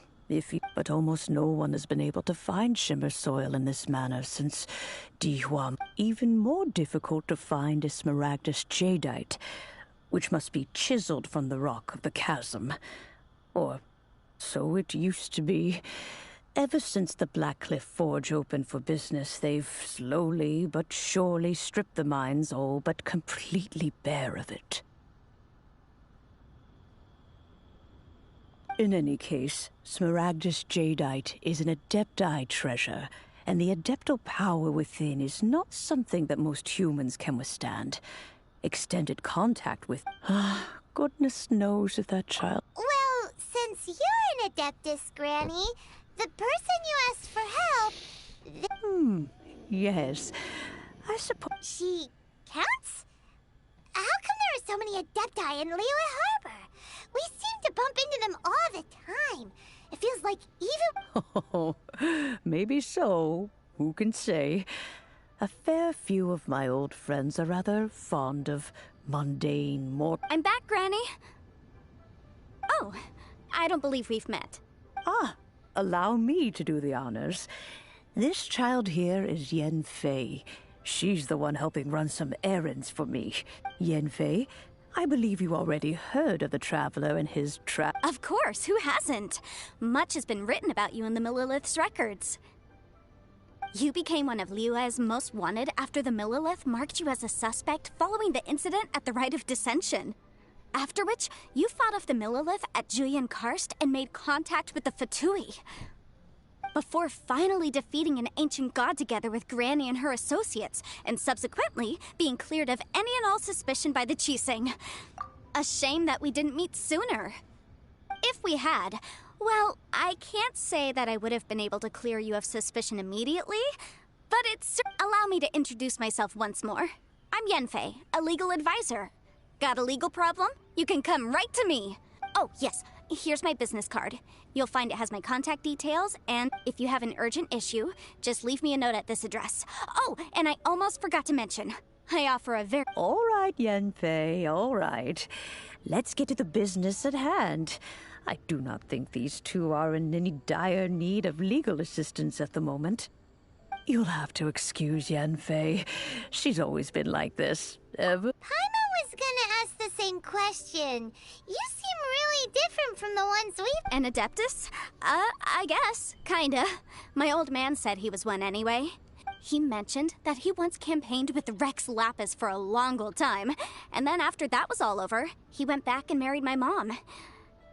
They had me, and once I was all grown up, the two of them upped and left on a journey, leaving me with Gran... Well, that's a bit casual for an Adeptus. Aren't you guys supposed to sign solemn contracts to protect Liyue Harbor and all that stuff? What do you mean? Well, my dad did say that he'd talked it through with Rex Lapis, and that he was fine with it. Even contributed towards the wedding gift, apparently. Anyway, let's not dwell on that too much. So, Granny, I've gotten a hold of most of the stuff you asked for, except for the chasm's been sealed off, and there's just no way in. Couldn't secure any documentation either. Looks like the Ministry of Civil... Is that so? Yanfei, are you sure you can't find some other way? They have helped Liyue greatly, after all. It is only right that they are duly rewarded. I know, Granny, you've told me 1,000 times already. Well, the chasm's definitely a no-go, but there's still a chance we can figure out some alternative means of procurement. Hold on a moment. Let me have a look. Whoa, that's a really thick book. What kind of things do you write in there? Commercial consultancy. Or Snezhnaya. Ah, found him. Krusel. A Snezhnayan merchant who once came to me with some legal queries on certain articles in the legal codices. If my memory serves, all of them had to do with rare ores. He mentioned that he was considering acquiring some Smaragdus jadeite to make hairpins, and wanted to know if there were any legal ramifications that he should be aware of. Said he was planning to sell them in Snezhnaya. So, I guess I'll go look for him. With any luck, he'll have gotten his hands on... Oh, you want to join me? I suppose that's no problem, but it's best if you just stand by and watch. If you... Wow, an Adeptus imploring us to avoid incurring legal liability. Well, that's a first for sure. Best we be a little more careful than usual while we're with her.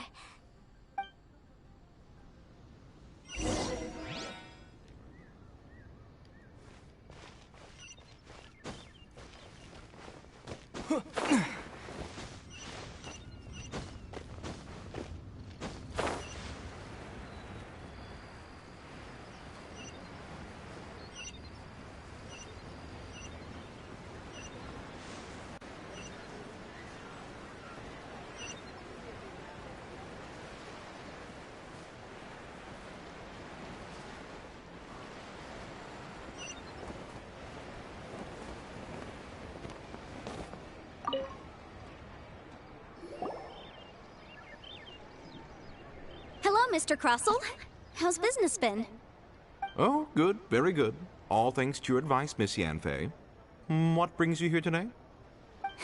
You're too kind. I was simply doing my job. Now, I believe that the last time we met, you mentioned that you were looking to source some Smaragdus jadeite to make hairpins. Have there been any further developments on this front? Well, yes. As a matter of fact, in the end I did acquire a small piece of Smaragdus jadeite and had it fashioned into a pair of hairpins.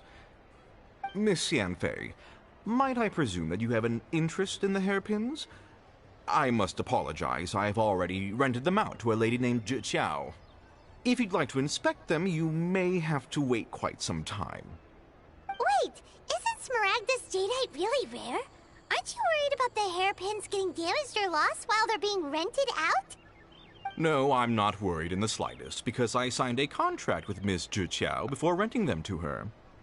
The contract makes it quite clear that if she loses or damages the item in question, she must compensate me for its full original value. In return, I included a clause that guarantees the Smaragdus jadeite is genuine, with a penalty of 10 times the item's value payable by me to Miss Zhi Qiao in the event that it is shown to be a fake. Guaranteed genuine, with 10 times the value payable if this claim is shown to be false. Yes, these terms are very clear indeed. Of course. This way, both the client and I have the assurance we need. To ensure fairness, each of us has retained an original copy of the contract. In that case, might you know where Miss Zhi Qiao lives? We'd like to pay her a visit and have a look at the hair... Oh, of course. She wrote her address down when we signed our contract. Thanks a lot, Mr. Krusel.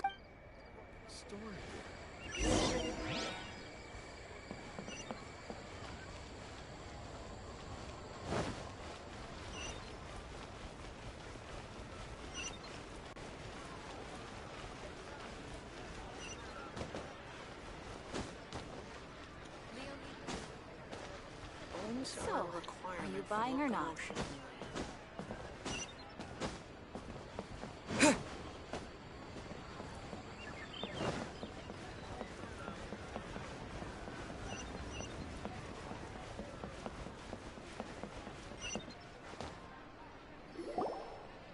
Oh, whatever shall I do? Yes, that's me. How do you do, Miss? My associates and I are very interested in them. Would you mind letting us take a look at them? The hairpins. I can't lend them to you right now. I've lost them. I don't know how it could have happened. I always kept them right by my side, and I hadn't even worn them yet. I spent so much money on them. If I have to pay their original value, there's no way I could come up with that amount of money on such short My family is in the ore business too, but business has been suffering ever since the chasm was sealed off. We now have a backlog of paid-up orders just sitting around, so we've been having to purchase some stock from other ore merchants to complete them. A big banquet is coming up in a few days, and several ore merchants I know of will be there. I need this opportunity to mingle and discuss prices. That's what the hairpins were for, to keep up appearances. I can't have them looking down on me. What are you doing, Eno? But now that I've lost the hairpins, what will I do? Why does Paimon have a sudden strong sense of deja vu?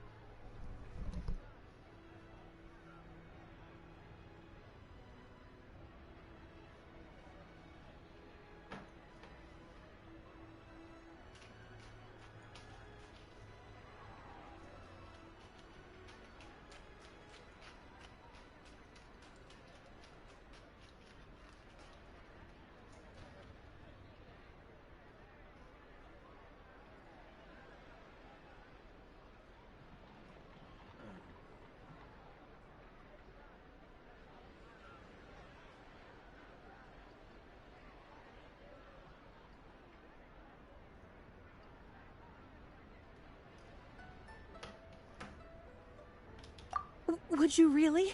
I sent a commission to the Adventurers Guild, but I haven't heard anything back from them yet. Hold on. Don't run off looking for the hairpins just yet. Miss Zhou, would you let me have a look at the rental contract you signed? Huh? Well, I mean, sure, I have it right here. Here you are. Let me see. That's right! Yanfei said she's a legal advisor, didn't she? Maybe she can help Zhiqiao somehow. True. Though surely there must be a win-win solution. Right. I finished reading the contract. The terms are very clear, and they do indeed stipulate that you must pay Mr. Crossell the original value of the hairpins as compensation for the loss. Furthermore, the contract also expressly states that the amount of compensation must take current market prices into account. And given the rarity of Smaragdus Jadeite, I fear that the final amount of compensation may end up being significantly higher as a result. Even higher? Oh, no. Uh-oh. Zhiqiao looks like she's about to faint. However, all of this is assuming that it is indeed genuine Smaragdus Jadeite that was inlaid into the hairpins. Did you really have to pause before saying that part? Anyway, the hairpins are lost, so how exactly would we be able to find out if the jadeite is genuine or not? Whichever way you look at it, we've got to start by finding those hairpins. Except that if we found the hairpins, there'd no longer be any need to check whether the jadeite is genuine, would there? Seems right. Please. Please, Don't trouble yourselves over this. The fact is, I lost the item, and I should pay compensation per the contract. However much it is, I will have to pay it. My family are merchants, after all. It's vital that we keep our word and respect our contracts. Now that it's come to this, I really shouldn't keep Crossell in the dark any longer. I'll go and inform him of the issue, and then negotiate the amount of compensation. Yes, legally speaking, it seems this is the most sensible course of action. But before that, I have some questions about the hairpins. So hold on a moment, Miss Zhou. When you first touched the hairpins, what did you feel? What did I feel? Well, I remember that the gemstones set into the pins were perfectly smooth to the touch, like the finest quality jade. My family has seen much jade pass through its hands in the past, so I am quite certain of my judgment in this matter. Smooth to the touch. Finest quality jade. No, it's nothing. I just need to re-examine a few things. Let's...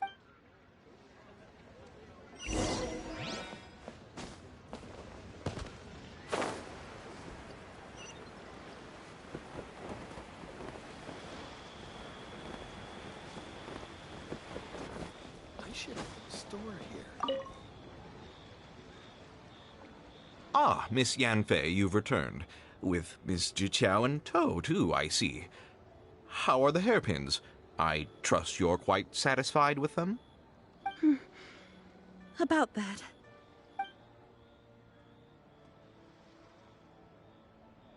You lost them? Are you serious? Do you have any idea how expensive they were? I'm sorry.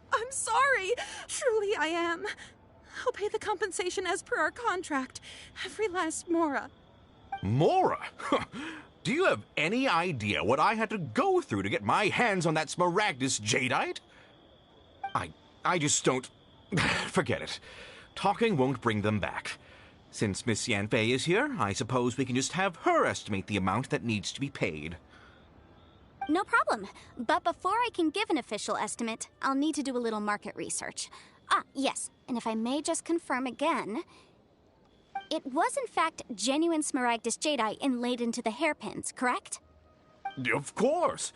Genuine article guaranteed, or I pay back 10 times the value. All right, understood. I'll conduct some market research, and once I'm back, I'll provide an official assessment of the sum owed by Mr. Chow in compensation. Please wait here, Mr. Crossell. Thank you very much.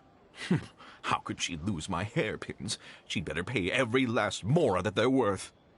Looks like I'll have to find some way to raise that money. Please wait, Mr. Chow.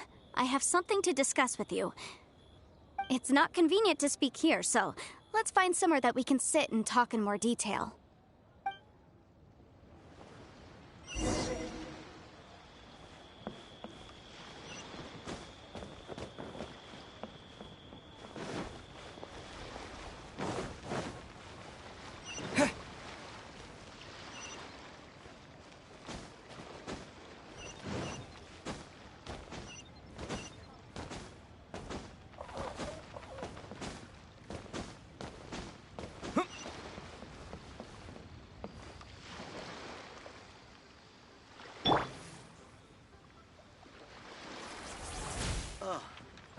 What should I try this time?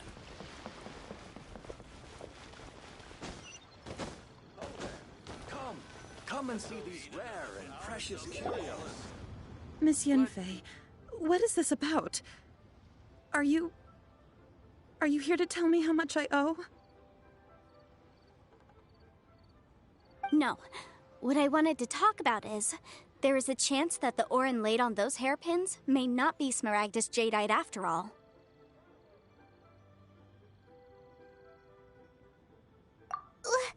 What do you mean? Are you implying that you already sneaked off and found them? Obviously not. I'm no adventurer, let alone a member of the guild. I don't run thankless, time-consuming errands for a living. Let's just say I made some deductions. I don't know if Granny told you this, but Smaragdus Jadeite is found deep underground and contains very concentrated elemental energy. If mere mortals come into contact with it, well, they'll be sick in the best case. And in the worst case, they could even experience a dramatic change of personality. It most certainly would not be smooth to the touch. Mr. Chow, did you at any time feel unwell while the hairpins were in your possession? No, not at all. I felt perfectly fine the whole time.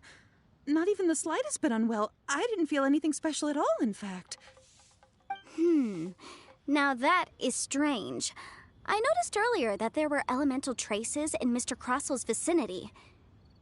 If I've deduced correctly, he may still have the Smaragdus Jadeite in his possession. If that's the case, we should go confront him right now and expose his dirty scam right to his face!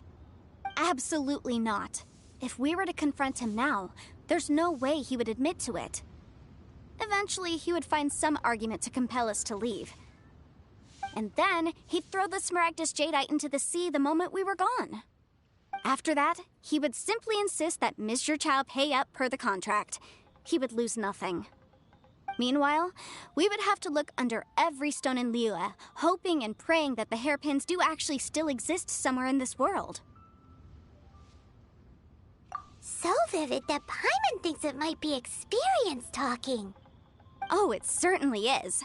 I've seen my fair share of situations like this, and brute force methods are certainly one way of resolving them. Fortunately, I have far more elegant solutions at my disposal. I'll share them with you in due course. Well then, since you're so experienced in dealing with problems like this, perhaps you could help me, Miss Yunfei. Oh, that won't be a problem. But first, Mr. Chow, can I ask you to please sign this contract? Huh?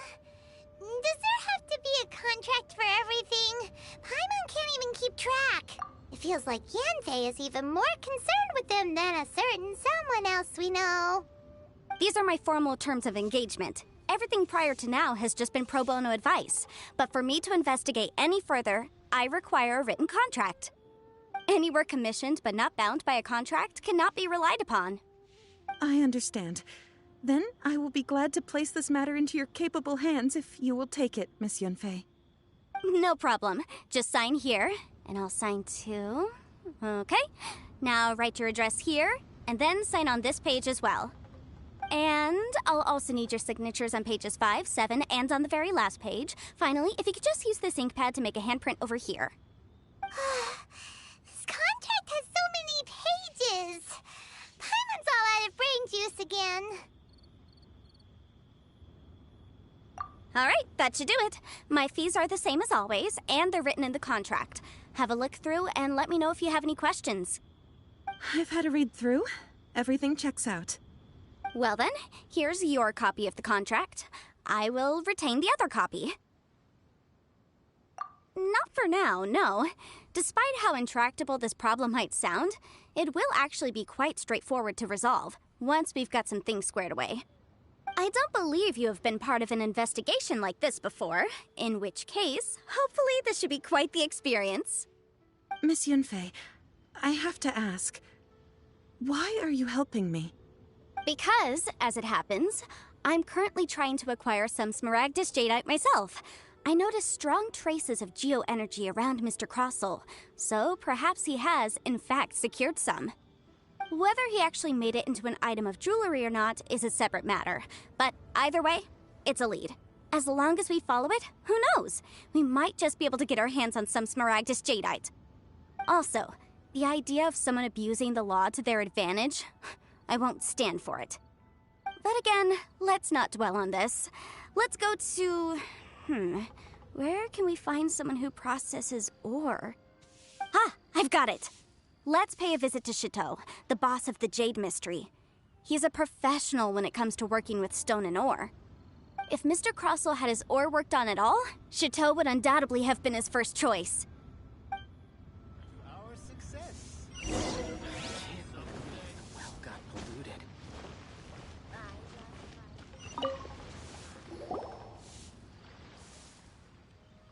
Why, hello there, honored customers. Welcome to... Oh, it's you, Miss Yanfei. Is something the matter?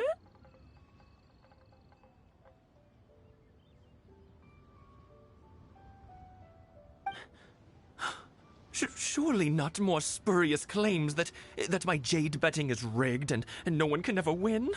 Oh, I swear on all that is sacred. No, nothing of the sort. Has a Snezhnayan merchant named Crossel enlisted your ore processing services recently by any chance? A Snezhnayan merchant named Crossel, you say? I do remember that. He brought me a piece of ore, claiming that it was Smaragdus Jadeite. That was the first time I'd ever encountered it, so I had no way of telling if it was really Smaragdus Jadeite or not. But if a customer insists, far be it from me to contradict them. He was quite generous with his money, too, so I didn't give it too much thought. I processed the ore as per his request. Do you have any leftover debris from your work on it? Why, yes. It was my first time encountering this ore, after all, so I kept a few loose shavings to study myself later. They're right over there, in fact. Thank you, sir. We'll take a look at them.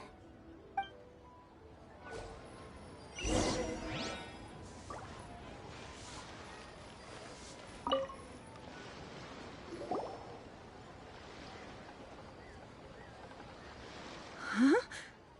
If my eyes don't deceive me, the cross-sections and patterning suggest that these are Smaragdus nephrite shavings. Yes, it's not particularly rare, nor is it especially valuable. It's used to make jewelry all the time. I've heard it said that Smaragdus nephrite is in fact the outer layer of Smaragdus Jadeite, though no one's ever proven it. A thin layer of separation, huh?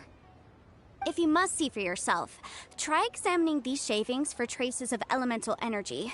Smaragdus nephrite is an entirely ordinary ore, containing no elemental energy whatsoever. Is that so? So, did you find anything? So they really are different. But wait, how come Jichao was able to tell what it was just by looking at the shards? That's pretty awesome. There's nothing special to it. It just so happens that I've come across a great many of these in my time. These two stones actually look very similar.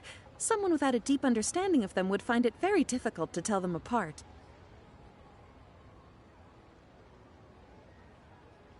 There may be only a subtle difference for the casual viewer, but that translates to an astronomical difference in terms of the market price. And, I'm sure, a significant difference in the cost of having them carved into shape. All right, let's focus up. We're going off on a tangent. But, never mind, Shirto. Why would Mr. Crossel... Unusual actions have unusual reasons behind them. let's take some of these shavings back to Chateau. Try your luck betting on Jade?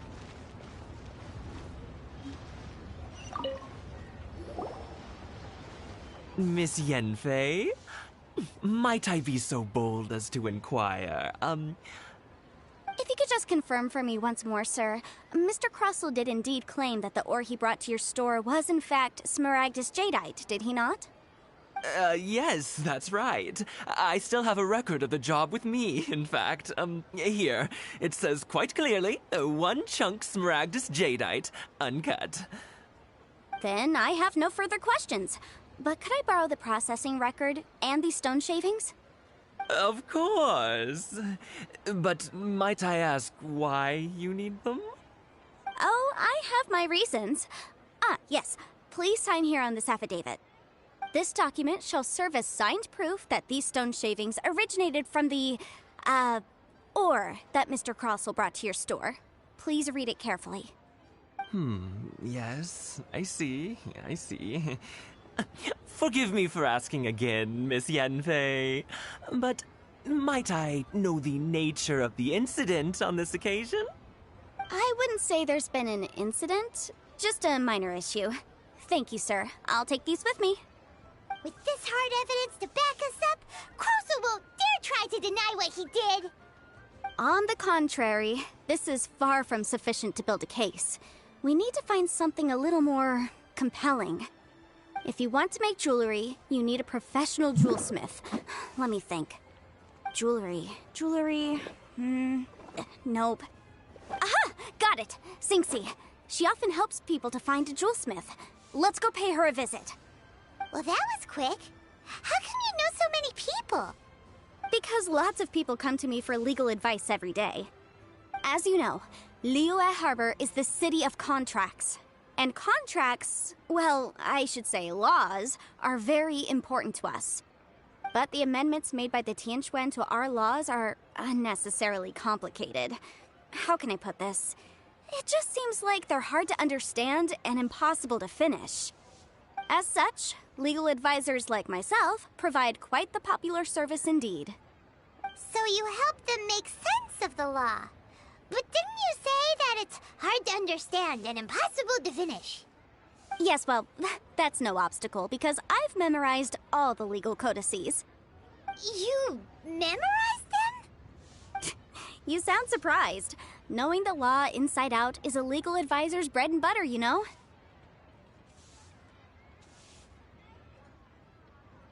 Oh, this has nothing to do with being an adeptus. I just like reading things. Again, with that casual tone. Well, that's that then. Let's go look for Singxi.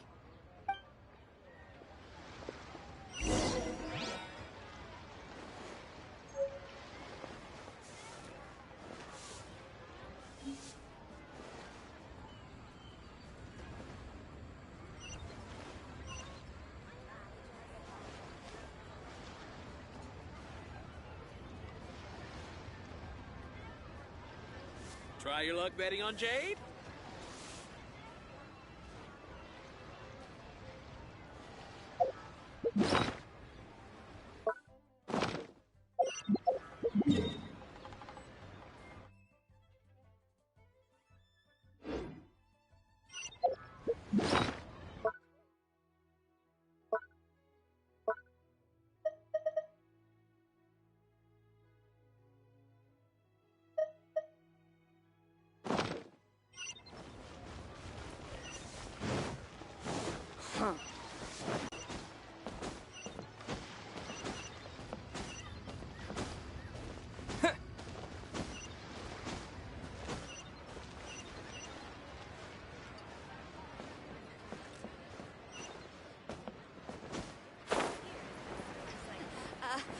Join the Adventurers Guild.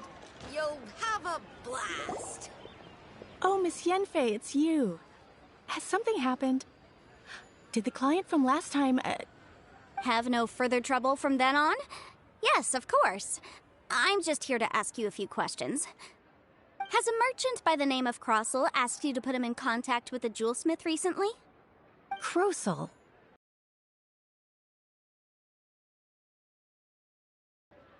Yeah, he came to me with a chunk of something he called smaragdus jadeite. The design of the hairpins that he gave me was quite intricate, so it took me some work to find someone who was up to the job. Eventually, I found an older jewelsmith who made them exactly according to his specifications. This order was on hold for a very long time, and only completed quite recently, which is why I remember it so well. Doesn't seem like there's any evidence to be found here. Miss Sinksy, I'd like for you to confirm for me once more. When Mr. Crossell commissioned you to find him a jewelsmith, did he or did he not assert that the material he presented to you that day was called smaragdus jadeite? Yes, I'm sure of it. The hairpins were made using many expensive materials, and the asking price was quite high, so we had to put this transaction on record with the Ministry of Civil Affairs. Mr. Crossell wasn't very familiar with the necessary procedures, so I filed it on his behalf. I also kept a copy for my own records. See for yourself, the item is called Smaragdus Jadeite Twin Phoenix Pins. The inlaid gemstone is recorded as Smaragdus Jadeite. The document even has the official seal of the Ministry on it. Thank you, Sinksy. Now, could you let me borrow this document? Sure, it isn't serving much purpose here anyway. I take it then that there's been some more trouble? Nothing you need to worry about, just a minor issue.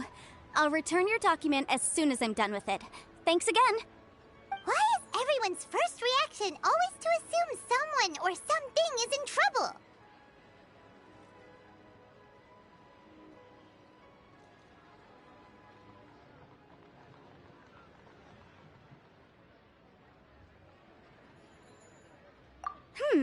I believe we have almost all the evidence we need. We just need to make one last trip. Let's go to Boo Boo Pharmacy to... The weirdo with the snake around his neck? Because only he can provide an authoritative statement confirming that smaragdus jadeite is harmful to the human body. Once we have this final piece of evidence in our hands, we can wrap this case up.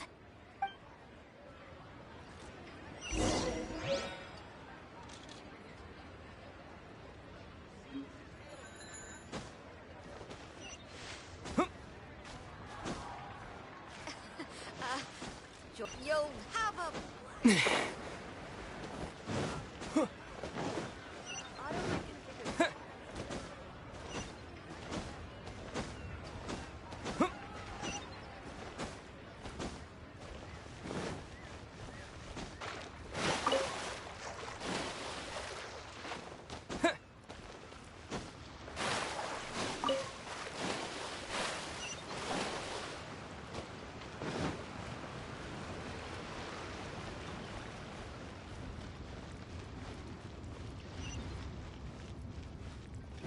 Show me your prescription.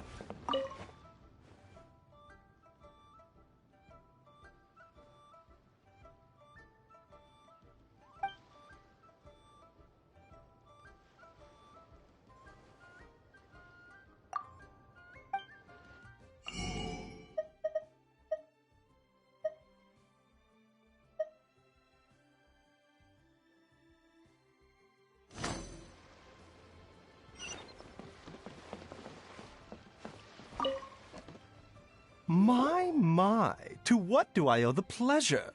Though I'm afraid that if you're looking for our little Chi-Chi, she's out gathering herbs. And if it isn't Miss Yenfei as well, now that's an even rarer honor. What business brings you here, might I inquire? Some charlatans peddling ineffectual medicines again, no doubt? No. I'm here this time to ask if you're familiar with smaragdus jadeite.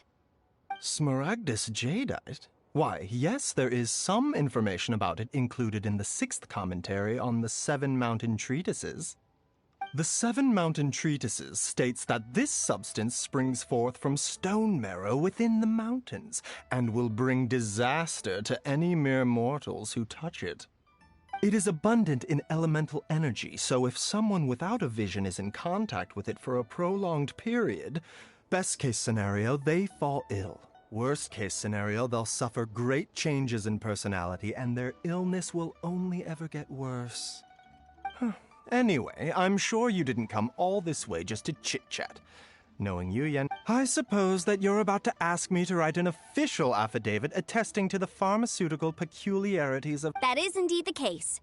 If you— No trouble at all. It's just a single document. Won't take me a moment. I would mention, though, that you are not the only one who's developed a curiosity for Smaragdus jadeite recently. A Snezhnayan. But after I gave him my reply, his expression shifted to one of remarkable disappointment. I wonder, Miss Yanfei. Ah, you needn't concern yourself about that, Dr. Baizhu. Thank you for penning us that document. I'll make sure to compensate you in due course. You're too kind. That Baizhu guy is as weird as ever. Is it just Paimon, or does it feel like he was fishing for something back there? Dr. Baiju's always been like that. Well, we have the evidence we need. Let's go find Mr. Crossell.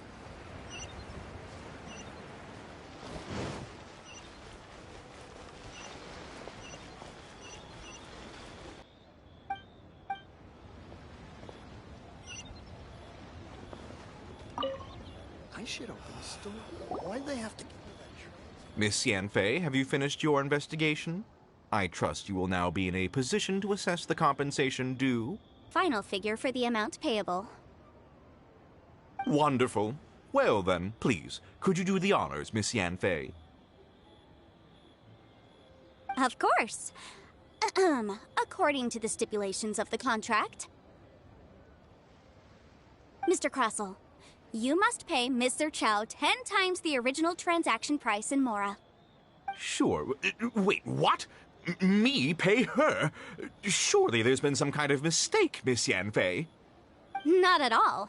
According to my investigations and the material evidence that we've gathered, the substance claimed to be Smaragdus jadeite that was inlaid within the Smaragdus jadeite twin phoenix pins that you rented out to Mr. Chow was, in fact, Smaragdus nephrite. Now, the contract states very clearly that 10 times the price shall be paid should the article not be genuine. Accordingly, you are liable for this sum, which is payable to Mr. Chow in Mora.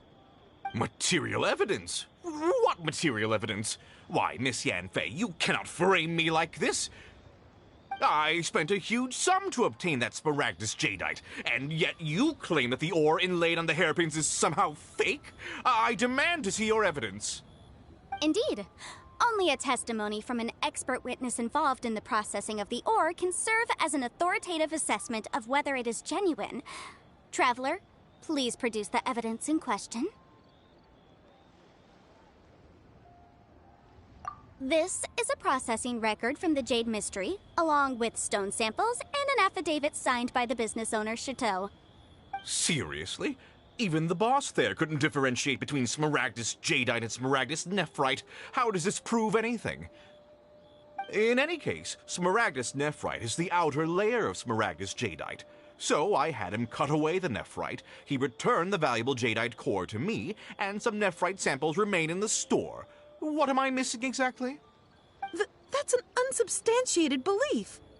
Well, your claim that my ore is fake is just as unsubstantiated. And we are here to talk about evidence, aren't we? Ugh. Looks like our first piece of evidence didn't convince him at all. Seems like he came prepared. Hard evidence, something legally binding. We have just the thing. Show him, Traveler.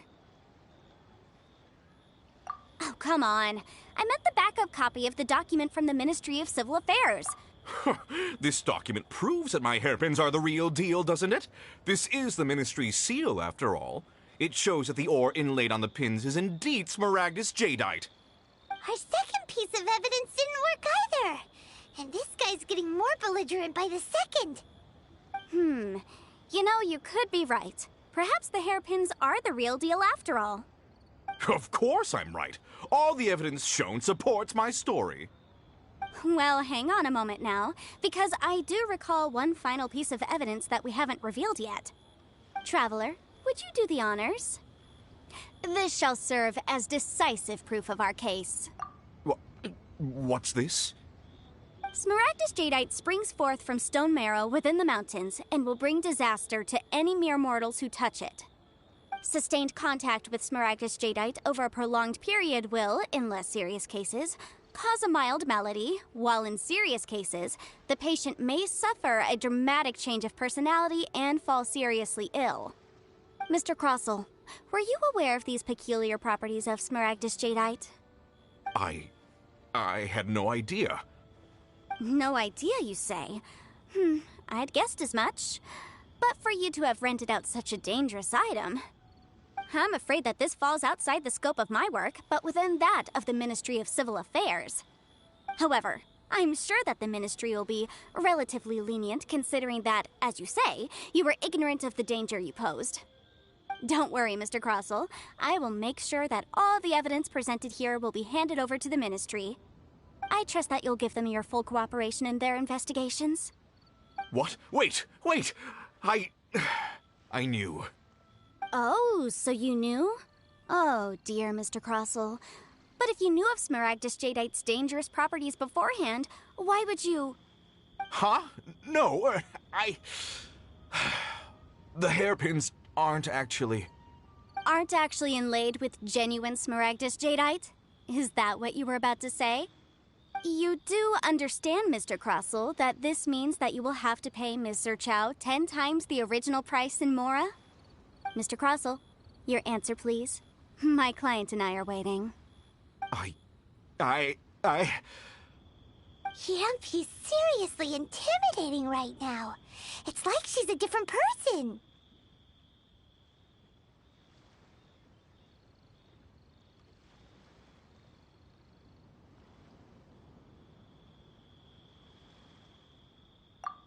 I admit it.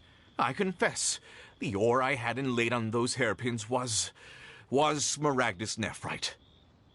But I'm a victim in all of this, too.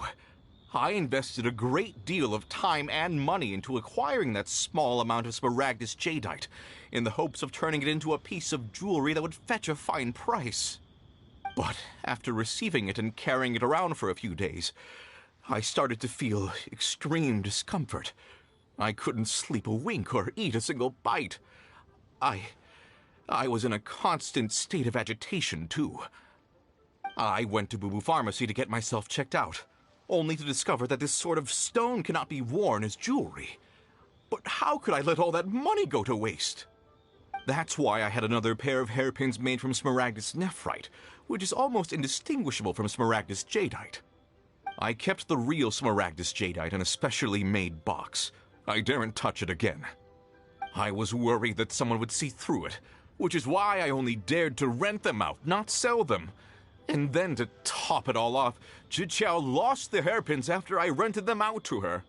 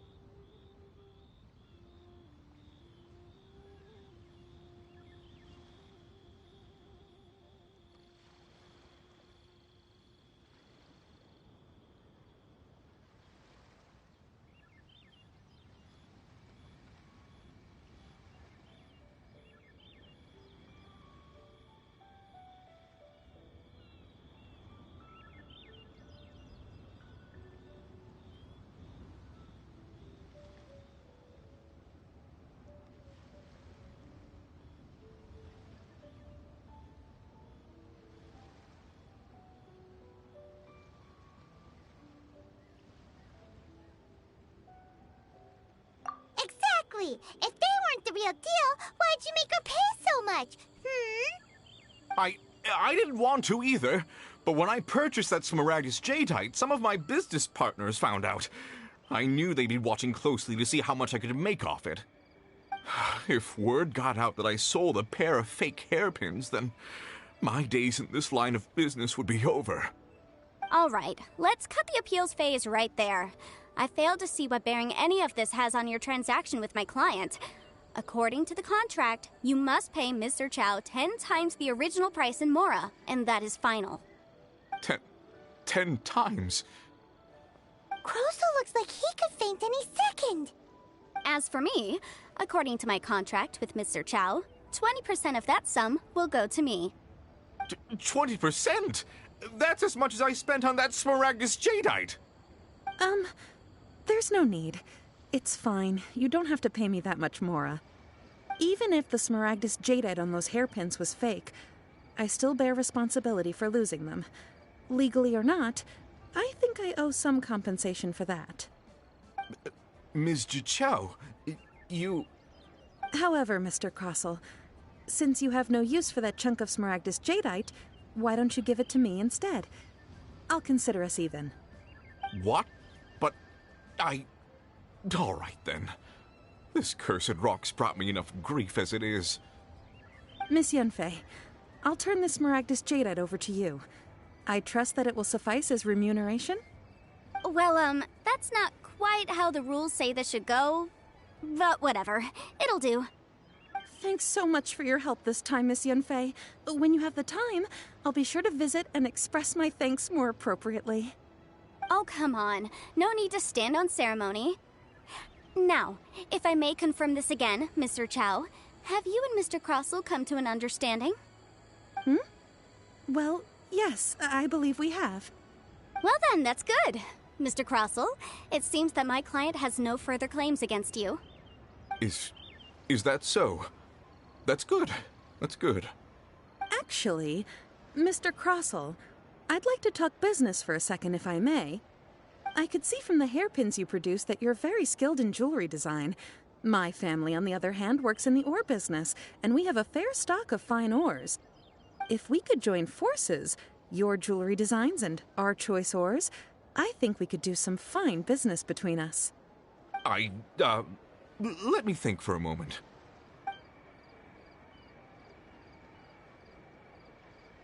Well, that's that. And we've got the Smaragdus jadeite that Granny wants too.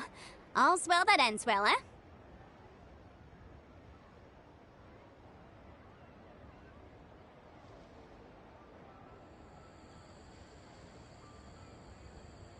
Exactly. Usually when someone tells us they've lost something, the right solution to the objective of my client, Mr. an Adeptus. Liyue Harbor is now a city ruled by human. The title of Adeptus means precious little to me compared to my job as a legal... In any case, don't you think that the Liyue Harbor of today needs legal consult... Paimon can think of someone who would definitely disagree with your... Well, since we got what we came for, it's time to pay Granny a visit.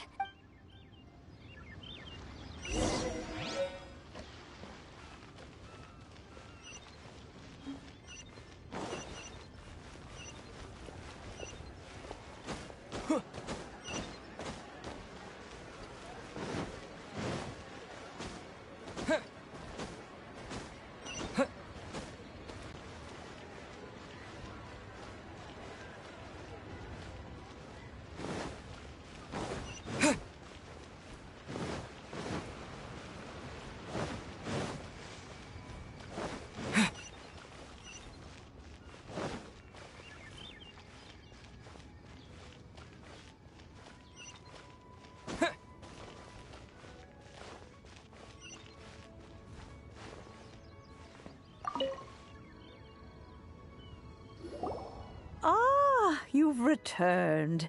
How did it go? Were you able to find the Smaragdus jadeite? Good, good. Then we have all the materials we need.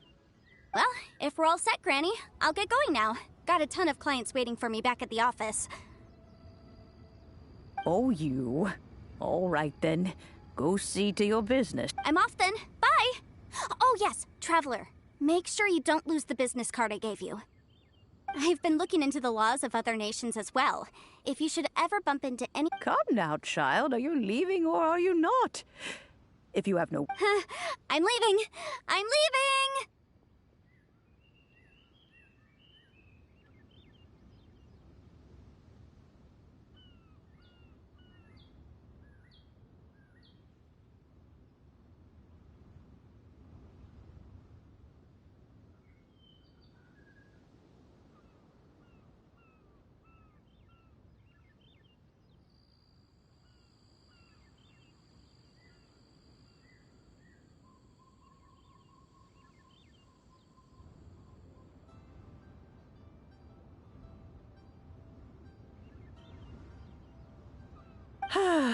That child.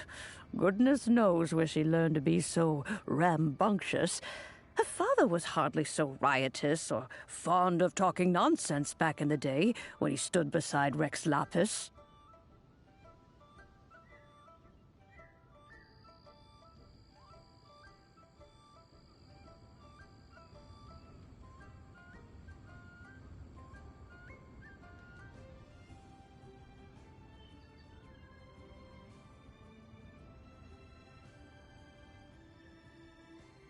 Ah, indeed she is. Liyue's Yanfei might be overly garrulous, but she is— Liyue— All right, then. Oh, Paimon's so excited! It is but a single teapot.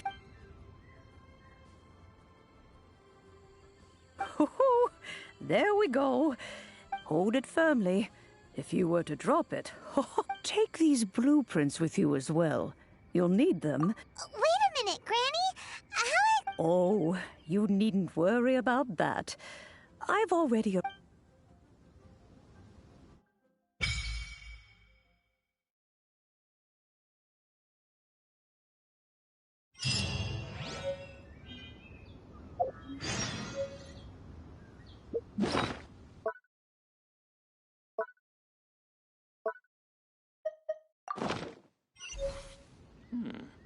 This is a peaceful neighborhood.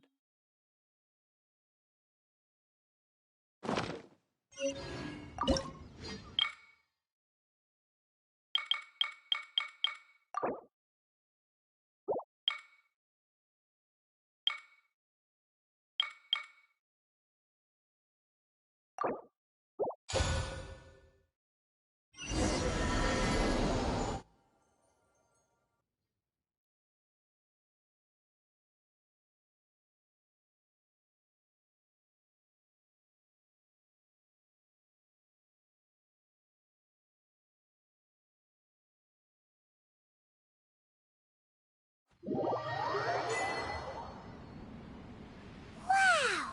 This teapot seems even bigger inside than Madame Ping's! There's even a great big house in the middle, too! Huh. But there's just a whole load of nothing around it. Paimon can't do that! Well, you're the one with the sword anyway. You do it! Still, why is it so empty here apart from that house? Oh, wait a second. What is that?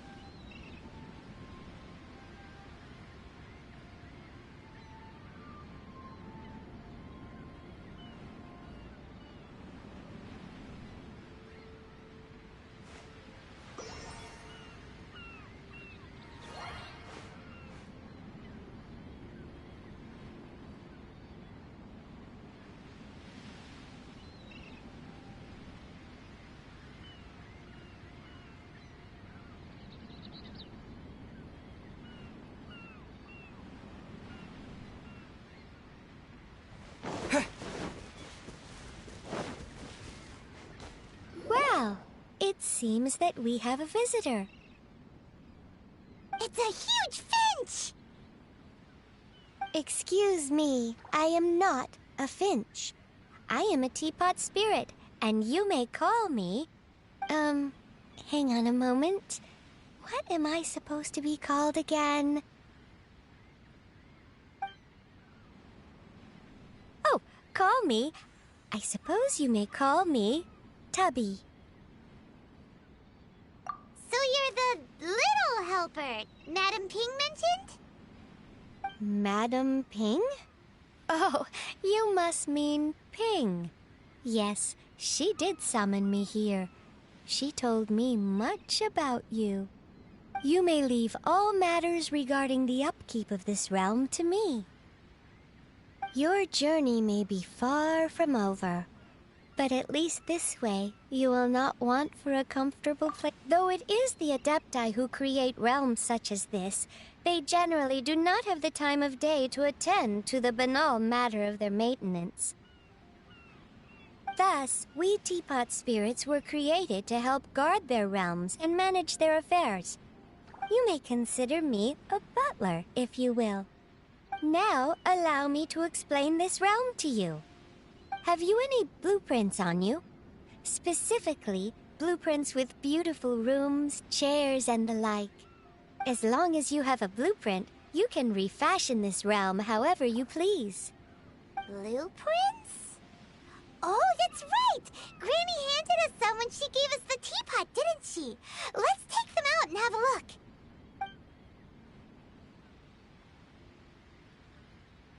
Yes, these are the blueprints I'm talking about. Go on, just commit the image of the objects to memory and prepare the necessary materials. Then simply release the thought from your mind and the object in the blueprint shall appear within this teapot. Wow! Is that all it takes? Then we could build a whole city inside, couldn't we? I doubt it. A golden-eyed adeptus explained this to me at some point in the past. He said that even though subspace creation is a product of adeptal power, even that has its limits. This world is not a true one, after all. It provides merely a moment of brief respite from the mortal realm, not a means of escaping it entirely. A golden-eyed adeptus? Paimon wonders who could that be? I hardly remember myself. What's more, I have never seen that adeptus again since. Well, let's not dwell on that. Have a look around. Best you get accustomed to this realm. If there's anything you would like to ask...